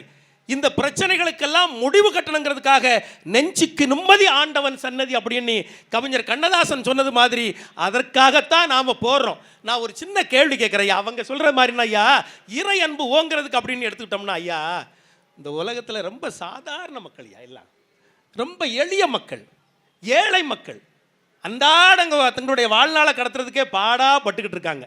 இவங்க இறை அன்பு ஓங்கன்னு போக முடியுமா ஐயா? எல்லாம் சித்தர்களா? எல்லாரும் ஞானிகளா? நல்லா கேளுங்க. எல்லாரும் அப்படி உங்களே மாதிரி இருக்க முடியுமா ஐயா? சித்தர்களாகவும் ஞானியாகவும் ரிஷியாகவும் இருக்க முடியுமா? அதனால தான் கவிஞன் அழகா சொல்லுவானே, எங்கும் இன்பம் விளங்கவே, எங்கும் இன்பம் விளங்கவே அருளுமாபதி, எளிமை அகல வரம் வா வா வளம் பொங்கவா, எளிமை அகல வரம் வா வா வளம் பொங்கவா, தில்லை அம்பல நடராஜா எளிமை நாதனே பரமேசா. என்னுடைய எளிமையே என்னுடைய கஷ்டத்தை நீ மாற்ற வேண்டும்ங்கிறதுக்கு தான் அங்கே போகிறோம். இந்த பாட்டு யார் எழுதுன்னு தெரியுங்களா யாருக்காது? இப்போ ஒரு பாடினார்ல, இந்த பாட்டு யார் எழுதுன்னு தெரியுங்களா? நல்ல பக்தி பாட்டாக இருக்கு பாருங்க. உடுமலை நாராயண கவி, அப்புறம் யார், கண்ணதாசன், மருதகாசி, காமு ஷெரீப், இப்படி எல்லாம் சொல்லலாம். அவங்க யாரும் இல்லை. பொது உடைமை சமுதாய சித்தாந்தத்தை எழுதின பட்டுக்கோட்டை கல்யாண சுந்தரம் எழுதின பாட்டு இந்த பாட்டு. ஆச்சரியம். அவர் எழுதியிருக்கார் இந்த பாட்டு. அவர் கேட்டாங்களா, நீங்கள் சாமி பாட்டு எழுதுவீங்களா? எனக்கு என்ன இதில் ஒன்றும் இல்லையே, நான் தாராளமாக எழுதுவேன். அது பாருங்க, தில்லை எம்பள நடராசான்னு தொடக்கிறாரு. ஐயா, ஒரு நாடு பண்பாட்டுக்கு அடிமையாகலாம், பாட்டுக்கு அடிமையாக முடியுமா ஐயா? படம் பேர் சௌபாக்கியவதின்னு நினைக்கிறேன். சரி, சௌபாக்கியவதி. சௌபாக்கியவதி இல்லைன்னா ஒரு நிமிஷம் ஏஐட்ட கேளுங்க, சொல்லிடுறோம். இல்லையா, சௌபாக்கியவதி தான் ஐயா. ஒரு நாடு பண்பாட்டுக்கு அடிமையாகலாம், பாட்டுக்கு அடிமையாக முடியுமா? பாருங்க, பாணபத்தர் அப்படின்னு சொல்லி ஒரு அற்புதமான ஒரு நல்ல ஒரு மிகச்சிறந்த ஒரு பக்தர். அங்கே அந்த நாட்டில், பாண்டிய நாட்டில் என்ன பிரச்சனை, ஹேகமநாதன் அந்த மன்னர் அந்த பாடகர் வந்து சொல்கிறார், என்னுடைய பாட்டுக்கு உங்கள் நாடு அடிமையாக போகணும் அப்படிங்கிற அந்த பிரச்சனை தானே நம்ம எல்லாருக்கும் தெரிஞ்ச விஷயம் தான். அவர் வடநாட்டில இருந்து வந்தவர், இன்னைக்கு வந்துகிட்டே இருக்காங்க வடநாட்டில இருந்து. ஆமாம், அவர் அன்னைக்கு ஒருத்தர் வந்தார், இன்னைக்கு நிறைய பேர் வர்றாங்க. அப்போ பாருங்க ஐயா, இதுதான் பிரச்சனை. இப்போ இந்த பிரச்சனைக்கு யார் முடிவு காணணும்? மன்னனை வந்து ஆணை பிறப்பிக்கிறா, நீங்கள் வந்து இதுதான் நீங்கள் தான் பாடணும், அவரை ஜெயிக்கணும் அப்படின்னா நீங்கள் உங்களால் தான் முடியும் அப்படிங்கிறார். அவர் என்னால் முடியாது அப்படின்னு சொல்லி பார்க்குறாரு, கேட்கல. கடைசியில் அவர் என்ன பண்ணுறாரு, இந்த பிரச்சனைக்கு ஒரு முடிவுக்கு வரணும், நானா கிடைச்சப்பா உனக்கு, அதனால எம்பெருமான் சிவபெருமான்கிட்ட போய், எப்பா நீ என்னை காப்பாற்று, இந்த பிரச்சனையிலேருந்து எனக்கு ஒரு என்னை விடுவிக்கணும், எனக்கு பெரிய கஷ்டத்தில் மாட்டிக்கிட்டான் அப்படின்னு சொல்லி தான் அவர் போடுறார். சிவனிடத்தில் மன்றாடி அவர் உருகி உருகி உருகி உருகி பாட பாட பாட எம்பெருமான் இவரை காப்பாற்ற வேண்டும் என்பதற்காக விறகு வட்டியா வர்றார். ரொம்ப அற்புதமாக அந்த திருவிளையாடல் படத்தில் வரும். வசை வருமே பாண்டி நாட்டினிலே, குழலி மணவாளனே உனது வீட்டினிலே, உயிர் வருத்தம் உயிர் வருத்தம் ஞான பாட்டில் இல்லை, உயிர் வருத்தம் நாத பாட்டினிலே. அப்படியே நீ பாடி முடிக்கக்கூடிய நேரத்தில் எம்பெருமான் சிவபெருமான் இல்லை, அதில் இன்னொரு வரி இருக்கு, அதை விட்டுட்டீங்க. வெற்றி ஒருவனுக்கா, வெற்றி ஒருவனுக்கோ மதுரை தமிழனுக்கோ, வெற்றி ஒருவனுக்கோ மதுரை தமிழனுக்கோ, இசை தமிழ் நீ செய்த அரும் சாதனை, நீ இருக்கையிலே எனக்கு பெரும் சோதனை. இந்த பாட்டெலாம் சாதாரணமாக எடுத்து பாட முடியாது. இது யார் பாட்டு தெரியுமா? டிஆர் மகாலிங்கம், எங்கள் ஊருக்காரரு. வைகைக்கரையினுடைய தெங்கரை டிஆர் மகாலிங்கம், வடகரை நான் எங்கள் சோழ வந்தான். அவருடைய அந்த ஹை பிச்சில் தியாகராஜ பாகவதற்கு பிறகு அந்த மீட்டரில் பாடக்கூடிய ஒரே ஆள் அவர் தாங்க. இவர் சர்வசாரமாக எடுத்துட்டாரு. ரொம்ப கஷ்டம் பாடுறது. ஐயா, நந்தனார் எம்பெருமானுடைய திருமேனியை பார்க்க முடியல. ஐயே, என்னுடைய பக்தனுக்கு இப்படி ஒரு நிலைமை வரலாமா அப்படின்னு சொல்லி நந்தனாருக்காக நந்தியே கொஞ்சம் அப்படின்னு சொல்லி ஒதுங்க சொல்றாரு. அப்படின்னா அந்த பக்தனுக்கு வரக்கூடிய கஷ்டத்தை மாற்றணுங்கிறதுக்காக தன்னுடைய பிள்ளை, தன்னுடைய பக்தன், அதாவது தாளம் போட்டு கை வலிக்குதுங்கிற காரணத்துக்காகத்தான், அதுல இருந்து விடுவிக்கணுங்கிறதுக்காகத்தான், அந்த பிரச்சனையை மாற்றணுங்கிறதுக்காகத்தான் பொன் தாளம், பொன் சிவிகை, பொன் குடை எல்லாம் ஞான சம்பந்த பெருமானுக்கு கொடுக்கப்பட்டது. அப்படின்னா அழுத பிள்ளைக்கு தாயா பால். அவ்வளவுதான்யா, முடிஞ்சு போச்சியா. அழுத பிள்ளைக்கு பால். அதான் பாஞ்சாலிக்கு சேலையை கொடுத்தான்ல, பாஞ்சாலிக்கு எம்பெருமான் சேலையை கொடுத்தா, அப்பர் பெருமானுக்கு சூலையை கொடுத்தாரு, இது சுந்தரமூர்த்தி சாமிகளுக்கு ஓலையை கொடுத்தாரு, ஞான சம்பந்த பெருமானுக்கு பாலை கொடுத்தாரு. சரி, இதான் ஐயா. இவை அத்தனையும் எப்படி ஆட்கொள்ளப்படுகிறது அப்படின்னு சொன்னா, அவர்களுடைய பிரச்சனைக்கு தான் ஒண்ணும் இல்லை. அபிராமி பட்டர் அப்படி என்ன பண்ணாரு, அதாவது அமாவாசை பௌர்ணமி அப்படின்னு சொல்லி முடிச்சிருங்க, முடிச்சிருங்க. அமாவாசைய பௌர்ணமி அப்படின்னு சொன்னார், அவ்வளவுதான். இனி பௌர்ணமியை காட்டணும். அப்போ என்ன பண்றாரு, பெரிய குழிய தோன்றாரு, விறக போடுறாரு, 4 பக்கம் கம்ப நாட்டுறாரு, உரிய கட்டுறாரு, அதில் மேலே கீழே நெருப்ப போடுறாரு. அம்மா, எனக்கு வேற வழி இல்லை, நீ தான் கதி, மன்னன்ட்ட நான் இப்படி சொல்லிட்டேன், என்ன இதுல இருந்து நீ மாற்றணும், இந்த பிரச்சனையிலிருந்து, இந்த கவலையிலிருந்து என்னை நீ மாற்றணும் அப்படின்னு சொல்லி அதற்காக பதிகம் பாடி பாடி பாடி பாட்டு பாடுறாரு. அம்மா காட்சி கொடுக்கிறா, அதனால் அவருக்கு அதிலிருந்து பிரச்சனை தீர்கிறது. அதனால் கஷ்டத்தில் தான் நாம் கடவுளை நினைக்கிறோம். பெரும்பாலானவர்கள் எல்லோரும் அன்பு மட்டுமாக ஓடவில்லை. ஏனென்னா ஞானியோ சித்தர்களோ அல்ல, நாம் எல்லாம் சாதாரண மக்கள். இந்த சாதாரண மக்களுக்கு தேவை இன்றைய பிரச்சனை நீங்க வேண்டும், இன்றைய கஷ்டம் நீங்க வேண்டும். ஏன், இன்னைக்கு உள்ள அன்றாட பிரச்சனை நமக்கு தீர்ந்தால் போதும் அப்படின்னு சொல்லி ஆண்டவனிடத்திலே மன்றாடுகிறோம். அதுதான் உண்மை. ஆகவே இறைவனை நாம் வணங்குவது இன்னல்கள் நீங்கவே என்று சொல்லி வாய்ப்பளித்த அத்தனை பெருமக்களுக்கு நன்றி பாராட்டி விடைபெறுகின்ற அன்பு வணக்கம் ஐயா. இந்த சட்டம் இவர் பேசுறது நாகர்கோயில் கேட்கணும்னு நினச்சி போடுறாரு. நல்லா அருமையாக பேசினார், அருமையாக பாட்டும் பாடினார், நல்லா இருந்துச்சு. ஏன்னா பக்தி பாட்டு தானே பாடுறாரு. அதனால் அவர் சொன்ன மாதிரி அந்த ஹேமநாத பாதரா நீங்கள் திருவிளையாடல் படம் பார்த்துருந்தீங்கன்னா, இந்த ஆணவமே உருவமாக ஒருத்தர் வரணும்னா பாலையா தாங்க வருவார். அடே அப்பா, அந்த பாட்டு ஒரு நாள் போதுமா பாலமுரளி கிருஷ்ணா வச்சு பாட வைக்கிறாங்க. பாலமுரளி கிருஷ்ணா கேள்விப்பட்டிருப்பீங்க, இசை உலகினுடைய முடிசூடா மன்னன். அவர் இந்த படத்துக்கு பாட போனப்ப எல்லாரும் அவரை ஒரு மாதிரியே சொல்லிவிட்டாங்களா. எப்படி ஏங்க, இந்த படத்தில் நீங்கள் ஹேமநாத பாவருக்கு பாட போகிறீங்க, சிவாஜி கணேசன் டிஎம்எஸ் பாட போகிறாரு, அவர் ஜெயிக்கிற மாதிரியும் நீங்கள் தோக்குற மாதிரியும் வருதே, போய் பாடலாமான்னு கேட்குறாங்க. அதுக்கு பாலமுரளி கிருஷ்ணா என்ன சொன்னார் தெரியுமா, நான் யார்கிட்ட தோக்குறேன், சிவபெருமான்கிட்ட தானே தோக்குறேன், அதனால தப்பு இல்லை. ஏன்னா அந்த குரல் யார், சிவபெருமான் கேட்குறேன், பாட்டும் நானே. அந்த ஹேமநாத பாகவதர் அந்த ஒரு நாள் போதுமா, அது ராக மாளிகைமாங்க. நல்ல இசை தெரிஞ்சவங்களுக்கு தான் நல்லா ரசிக்க முடியும். ஒவ்வொரு வரியிலையும் ஒரு ராகத்தை கொண்டு அதை வச்சிருப்பார். ராகங்களினுடைய மாலை, அதான் அதனுடைய சிறப்பு. அது சொல்ல சொல்ல நமக்கு அப்படியே இருக்கும். இசை கேட்டு எழுந்தோடி வருவார் என்றோம், எழுந்தோடி தோடி அப்படிமாரி தோடி ராகம். எனக்கு இணையாக தர்பாரில் எவரும் உண்டோ, தர்பார் தர்பார் ராகம். இப்படி பாடி முடித்த உடனே பாண்டிய மன்னன் அப்படி அந்த பொற்காசை கொடுப்பார். அவர் சொல்வார், வரகுணா, இந்த சாதாரண பரிசுக்காக நான் இந்த பாட்டை பாடினேன் என்று நினைக்கிறாயா, பின் ஏன் பாடினேன் என்று கேட்கிறாயா, சொல்லிட்டு உன் நாட்டில் யாராவது இருந்தால் என் கூட போட்டிக்கு வரணும், நான் பாடி உன் பாண்டிய நாட்டு புலவன் தோற்பானே, ஆனால் இனிமேல் பாண்டி நாட்டில் எவனும் வாயை திறந்து பாடக்கூடாது. பாருங்க என்னன்னு ஆணவத்தை பாருங்க, வாயை திறந்து பாடக்கூடாது. சம்மதமா?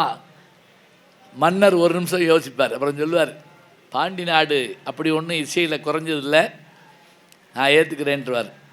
அப்போ தாங்க சிவபெருமான் வருவார். 64 திருவிளையாடலில் பெரும்பான்மையான திருவிளையாடல் எங்கே நடந்தது? மதுரை தாங்க. அழகாக சொன்னார், அபிராமி பட்டர் சொன்னார், இன்னல் வந்தால்தான், பிரச்சனை வந்தால்தான் அர்ச்சனையை போய் பார்க்குறோம், டக்கு டக்கு டக்குன்னு நெஞ்சுக்கிட்டு அது பண்ணிக்கிறோம்.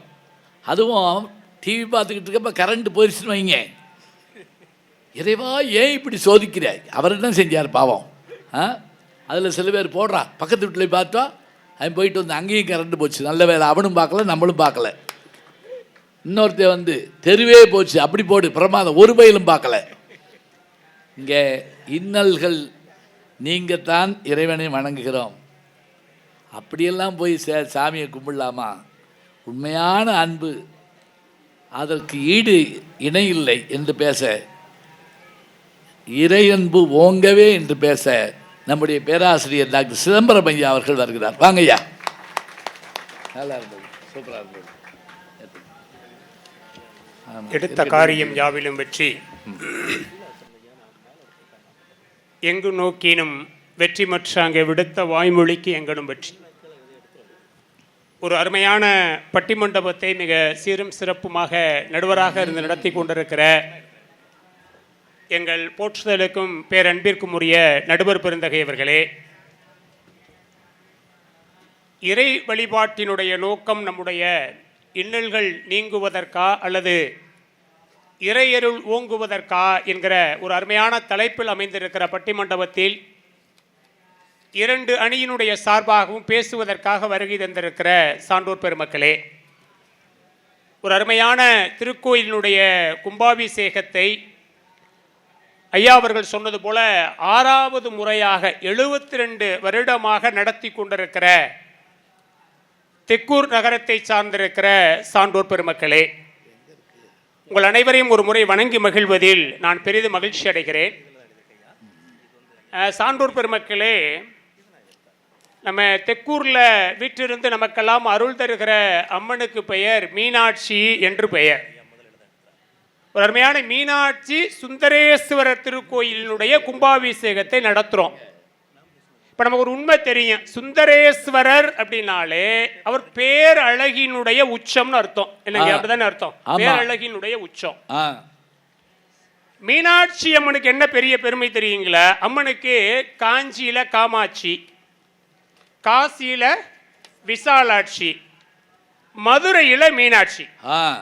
இந்த காஞ்சி காமாட்சிக்கும் காசி விசாலாட்சிக்கும் இல்லாத ஒரு பெரிய சிறப்பு நம்ம மதுரை மீனாட்சிக்கு உண்டு. அந்த கோயில்ல இங்கே இருக்குங்கய்யா. என்ன பெரிய சிறப்பு அப்படின்னு கேட்டீங்கன்னா, நான் ஏற்கனவே சுந்தரேஸ்வரன்னாலே பேரழகன். அந்த சுந்தரேஸ்வரருக்கு ஒரு ஆசை வருமா? என்ன ஆசை வருமா? தான் மனசு இருக்கு இல்லையா, தான் மனசுல அடிக்கடி எழுதி பார்க்கிற அழகோவியம் யாருன்னா மீனாட்சி அம்மனா. பேரழகின் வடிவமா இருக்கிற சுந்தரேஸ்வரே பேரழகின் வடிவமாக மனசுக்குள்ள அடிக்கடி எழுதி பார்க்கிற உயிர் ஓவியம் இருக்கு. ஓவியத்துக்கு உயிர் இல்லை, ஆனா மீனாட்சிக்கு உயிர் உண்டான். உயிர் ஓவியமாக இருப்பவள் மீனாட்சி அம்மை. நான் சொல்லல, எரிதழங்கம் உடுக்கும் புவனம் கடந்து நின்றான் ஒருவன் திருவுளத்தில் அழகுளிய எழுதி பார்த்திருக்கும் உயிர் ஓவியமே குமரகுரு சுவாமிகள் மீனாட்சி அம்மை பிள்ளை தமிழ சொல்றார். இந்த பாட்டு பாடினப்ப தாங்க மீனாட்சி உள்ள இருந்து வந்து திருமணநாயக்கர் கழுத்தில் இருந்த முத்துமாலையை கரட்டி தமிழ் புலவனுக்கு போட்டுச்சுங்க. தொடுக்கும் கடவுள் பழம்பாடல் தொடையின் பயனே நரைபலுத்த துறைதி தமிழின் ஒழுகுனரும் சுவையேங்கிற இந்த பாட்டுக்கு தான் அம்பாள் அருள் செஞ்சது. அந்த மீனாட்சி சுந்தரேஸ்வரர் கோயிலில் அந்த பக்கம் ஒருத்தர் நின்றுக்கிட்டு சாமியை கும்பிடுறதே பிரச்சனைக்கு தான் அப்படின்னு ஒரு தொடங்கி இருக்கிறார். அது ஒரு வார்த்தை ரொம்ப டைமிங்கா சொன்னார். பிரச்சனை இல்லைன்னா அர்ச்சனை இல்லை. ரொம்ப நல்லா இருக்கு செல்லக்கண்ணு சார், கேட்கறதுக்கு ரொம்ப நல்லா இருக்கு. ஆனா நமக்கு ஒரு உண்மை தெரியணும் இல்லையா? கோயில்ல பேசுறோம், ஏன் பிரச்சனை வருது? கேள்வி இருக்குல்ல, ஏன் பிரச்சனை வருது? ரொம்ப எளிமையா ஒரு உதாரணம் சொல்லவா? இப்ப நம்ம வீட்டுல காலையில வீட்டுக்காரர் ஆபீஸ் கிளம்பிட்டு இருக்கிறார். சட்னி அரைக்க பொட்டுக்கடலை இல்லை.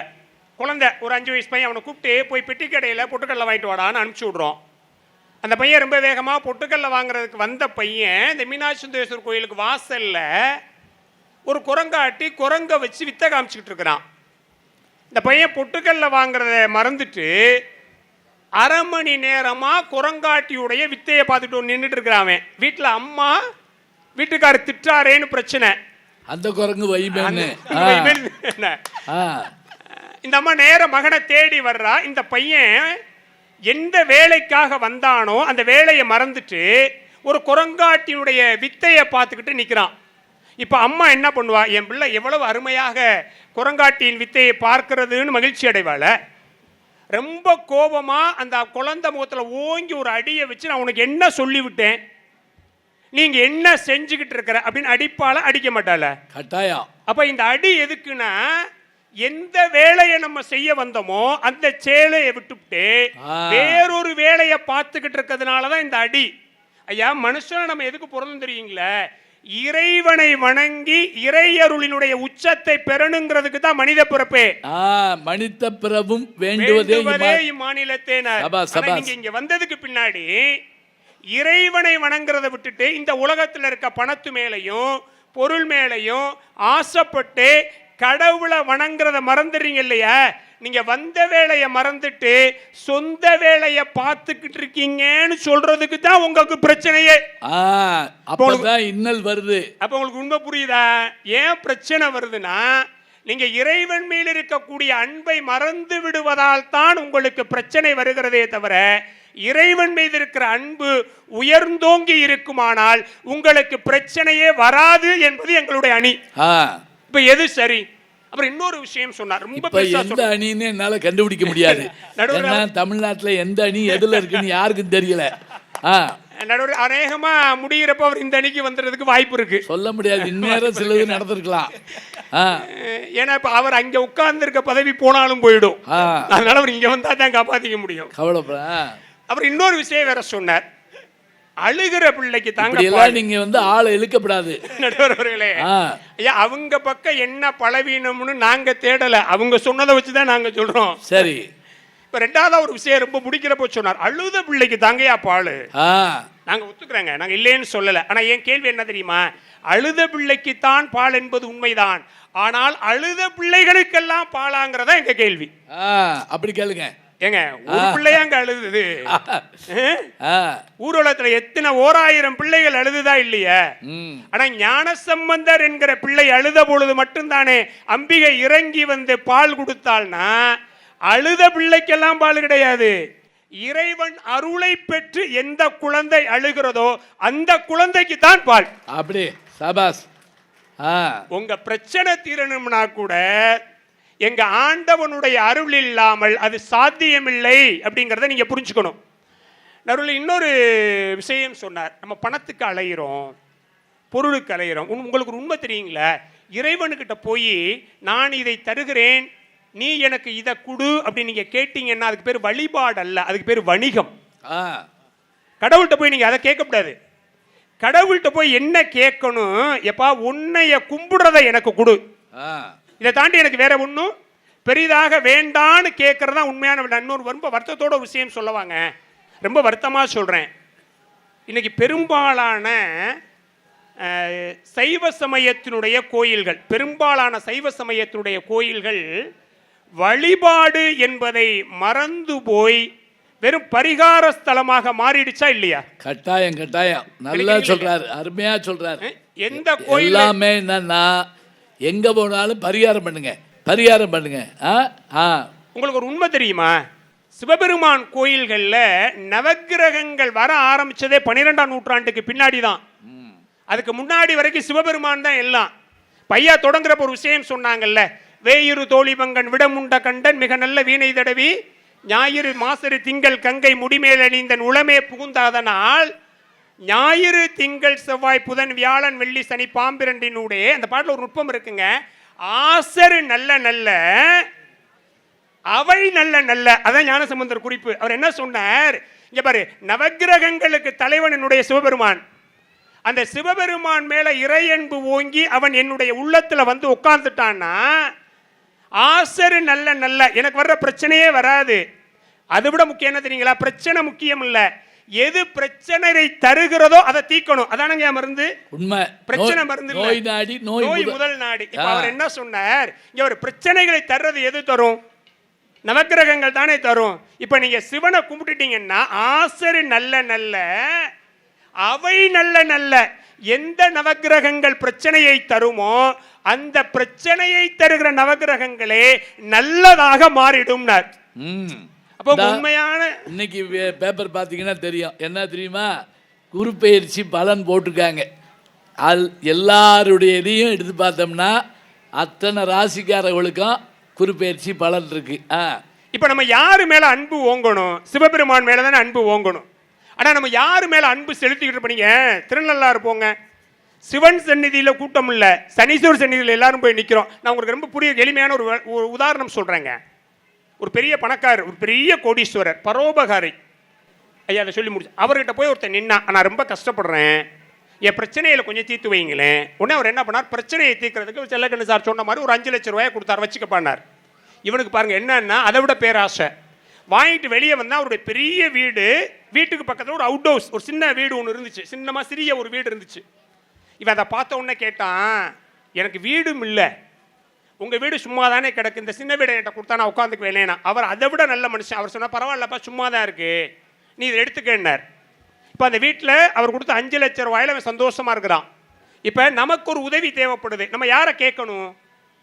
அந்த ஏழைக்கு கொடுத்த பணக்காரர்கிட்ட போய் கேட்கறது புத்திசாலித்தனமா, இல்லை பணக்காரர்கிட்ட வீடை வாங்கிட்டு உட்காந்துருக்கான் பாருங்க இவன்கிட்ட கேட்கறது புத்திசாலித்தனமா? இந்த கதையை அப்படியே வச்சுக்கோங்க.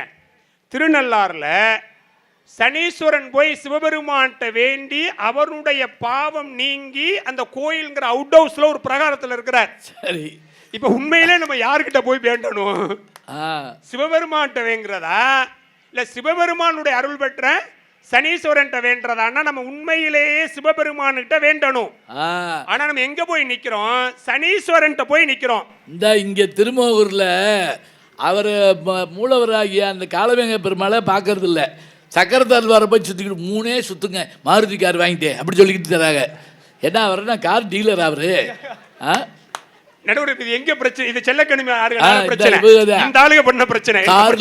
அந்த இன்னல் வந்துருச்சு அவங்க. இறைவனுடைய திருவருளை பெறதுக்கு இறைவன்ட்ட வேண்டாம போய் துன்ப நீக்கனுக்கு போய் சனீஸ்வரன் வெறும் பரிகார ஸ்தலங்களாக கோயில்களை மாத்திட்டுமே. இதோடைய நோக்கம் என்னன்னா இறை அருள் ஓங்காமல் பிரச்சனைகளை மட்டுமே தீர்ப்பது என்று நினைத்த உங்களை போன்றவர்களால் தான் இந்த பிரச்சனை வந்தது. அப்படி இப்ப நீங்க உங்களுக்கு பிரச்சனை இல்ல, உங்களால தான் எங்களுக்கும் பிரச்சனை. இந்த அணியால தான் உங்களுக்கு பிரச்சனை, உலகத்துக்கும் பிரச்சனை. ஆமா, அப்புறம் பணம் தேடணும், பணம் இல்லாட்டி ஒண்ணுமே இல்லை. உங்களுக்கு உண்மை சொல்றீங்க, வாரியார் சுவாமிகள் ரொம்ப அருமையா ஒரு நிகழ்ச்சி சொல்லுவாருங்க. அதுதாங்க பக்தி, அதான் வழிபாடு. அவர் என்ன சொல்றார், நான் ரொம்ப நெகிழ்ந்து போனேன் இதை படிச்ச உடனே. திருச்செந்தூர் கடற்கரையில ஒரு கணவனும் மனைவியும் நடந்து போறாங்க. 2 பேருமே துறவரம் வாங்கிக்கிட்டவங்க. கணவர் முன்னாடி நடந்து போறார், மனைவி பின்னாடி நடந்து போறா. அந்த திருச்செந்தூர் மணல்ல நினைச்சு பாருங்க, நல்ல 12 மணி ஒரு வைரத்தோடு ஒன்று கிடந்து டால் அடிக்குது அந்த மணல்ல. இந்த முன்னாடி நடந்து போன வீட்டுக்காரர் என்ன பண்ணார், ரொம்ப வேகமாக மண்ணை தள்ளி இப்படி மூடினாருங்கய்யா. பின்னாடி வந்து அந்த அம்மா பார்த்துட்டு கேட்டா என்ன பண்ணுறீங்கன்னா, இவர் சொன்னார் இல்லை ஒன்றும் இல்லைனார். அவர் இல்லை நான் பார்த்துட்டேன், நீ என்ன பண்ணீங்கன்னு சொல்லுங்கன்னு அந்த அம்மா கேட்டா. உன்னை இவர் சொன்னார் ஒன்றும் இல்லை, ஒரு வைரத்தோடு கிடந்துச்சு. பொதுவாகவே பெண்களுக்கு நகைனா கொஞ்சம் ஆசை ஜாஸ்தி இல்லையா, நம்ம 2 பேரும் துறவரம் வாங்கிக்கிட்டவங்க. ஒருவேளை அந்த தோட்டை பார்த்து உனக்கு ஆசை வந்துடுமோன்னு நினச்சி நான் மண்ணை தள்ளி மூடுனேன் அப்படின்னு இந்த பெரியவர் சொன்னார். இந்த அம்மா ஒரு கேள்வி கேட்டா, ஏங்க இந்த உலகத்தில் யாராவது ஒரு மண்ணை இன்னொரு மண்ணால மூடுவாங்களா? அப்படி சொல்லுங்க. யாராவது ஒரு மண்ணை இன்னொரு மண்ணால மூடு. இந்த பெரியவர் சொன்னார், எனக்கு கூட பார்க்குறப்ப அது வைரத்தோடுன்னு தோணுச்சுமா, உனக்கு அது மண்ணுன்னு தோணுச்சு இல்லையா? இப்ப உண்மையிலேயே ஞானம் எனக்கு இல்லை, உனக்கு தான். முன்னாடி போக வேண்டியது நீயே தவிர நான் இல்லை. நீ தான் முன்னாடி போகணும், நான் தான் பின்னாடி நடந்து போகணும். அப்ப பணமும் பொருளும் ஒரு உண்மையான பக்திக்கு முன்னால் எந்த வலிமையும் உடையன அல்ல. இதான் சேக்கிழார் சுவாமிகள் என்ன சொன்னார், ஓடும் செம்பொன்னும் ஒக்கவே நோக்குவார். ஆகா, அருமையான பாட்டு. அடுத்த வரி பாருங்க, அற்புதமான வரிங்க. கூடும் அன்பில் கும்பிடலே இன்றி வீடும் வேண்டா விரலில் நீங்கினார். இந்த கூடும் அன்புங்கிற வார்த்தை அற்புதமான வார்த்தைங்க. 2 பொருள் இருக்குதுல.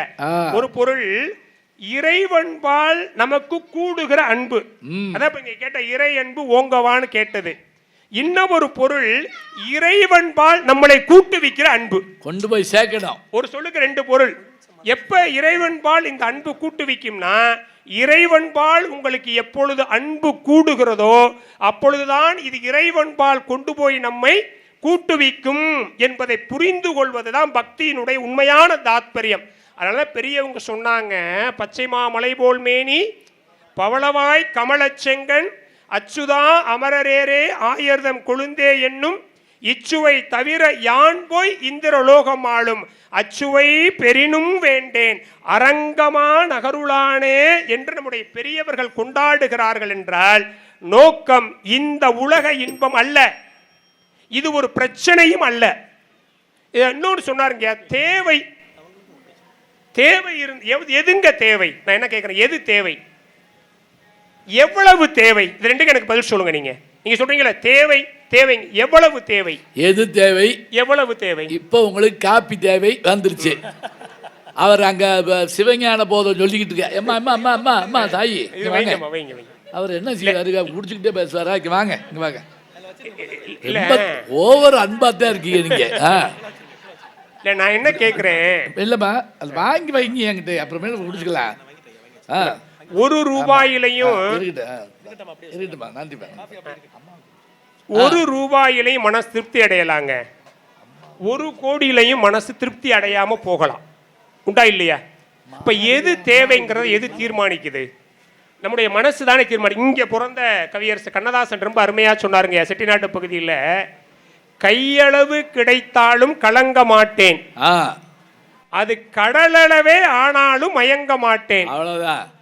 உள்ளத்திலே உள்ளதுதான் உலகம் கண்ணா, இதை உணர்ந்து கொண்டால் துன்பமெல்லாம் விலகும் கண்ணா என்று பேசினார்ல. தேவை என்பது சுருங்குமானால் பிரச்சனை சுருங்கும், பிரச்சனை குறைந்தால் இறையன்பு பெருகும். அப்ப இறையன்பு பெருகுவதற்கும் ஒன்றை பிரச்சனையே இல்லை என்று நாம் முடிவெடுப்பதற்கும் காரணமாக இருப்பது மனசு. இந்த மனது எதை வைத்து தீர்மானிக்கப்படுகிறது? இறைவனுடைய அருளால் தீர்மானிக்க. ஒரே ஒரு செய்தியோட முடிச்சிடுறேங்க, பிரச்சனைன்னு ரொம்ப பேசுறீங்க, இதோட முடிச்சிருங்க. இது ரெண்டு விஷயம் இருக்குங்க. நம்ம செல்லக்கண்ணு சார் மாதிரி தான் வாழ்க்கையினுடைய பிரச்சனைக்காக கடவுள்கிட்ட போய் நின்னவர் சிவகோசரியார். சிவபெருமான் கண்ணுல பிரச்சனை வந்தவொன்னு ஓடிட்டார். உண்மையான இறையருளோட சிவபெருமான்கிட்ட போய் நின்னவர் கண்ணப்பர்.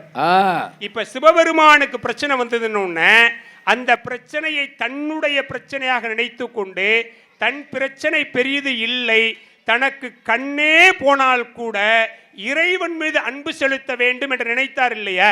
அந்த கண்ணப்பர் தான் இறைவனால அருள் செய்யப்பட்டார். ஆக இறைவனே பார்த்து அவனுடைய வடிவெல்லாம் நம்பக்கள் அன்பே என்றும் அவனுடைய அறிவெல்லாம் நமையறியும் அறிவே என்றும் அவனுடைய செயலெல்லாம் நமக்கினியவாம் என்று கொண்டாடுகிற கண்ணப்பருடைய பக்கம் நிற்பவர்கள் நாங்கள். ஒரு சின்ன பிரச்சனையோட சிவபெருமானையே விட்டுட்டு ஓடிட்டு போன சிவகோசரியார் பக்கம் நிற்கிறவங்க அந்த ஆளுங்க. எனக்கு நிச்சயமா ஞாபகம் இருக்கு, அழுத பிள்ளைக்கெல்லாம் பால் இல்லை, இறையருளோடு அழுத ஞானசம்பந்த பிள்ளைக்கு அம்பிகை பால் கொடுத்ததை போல அந்த ஞானசம்பந்தருடைய பெயரையே தன்னுடைய பெயராக வைத்திருக்கிற நடுவர் அவர்கள் இறையன்பு ஓங்க என்கிற தீர்ப்பைத்தான் வழங்குவார்கள் என்பதாக சொல்லி அந்த தீர்ப்புக்கு முன்னதாகவே நீங்கள் கைதட்டலாம் என்பதையும் வேண்டிக் கொண்டு நன்றி பாராட்டி விடைபெறுகிறேன். நன்றி, வணக்கம்.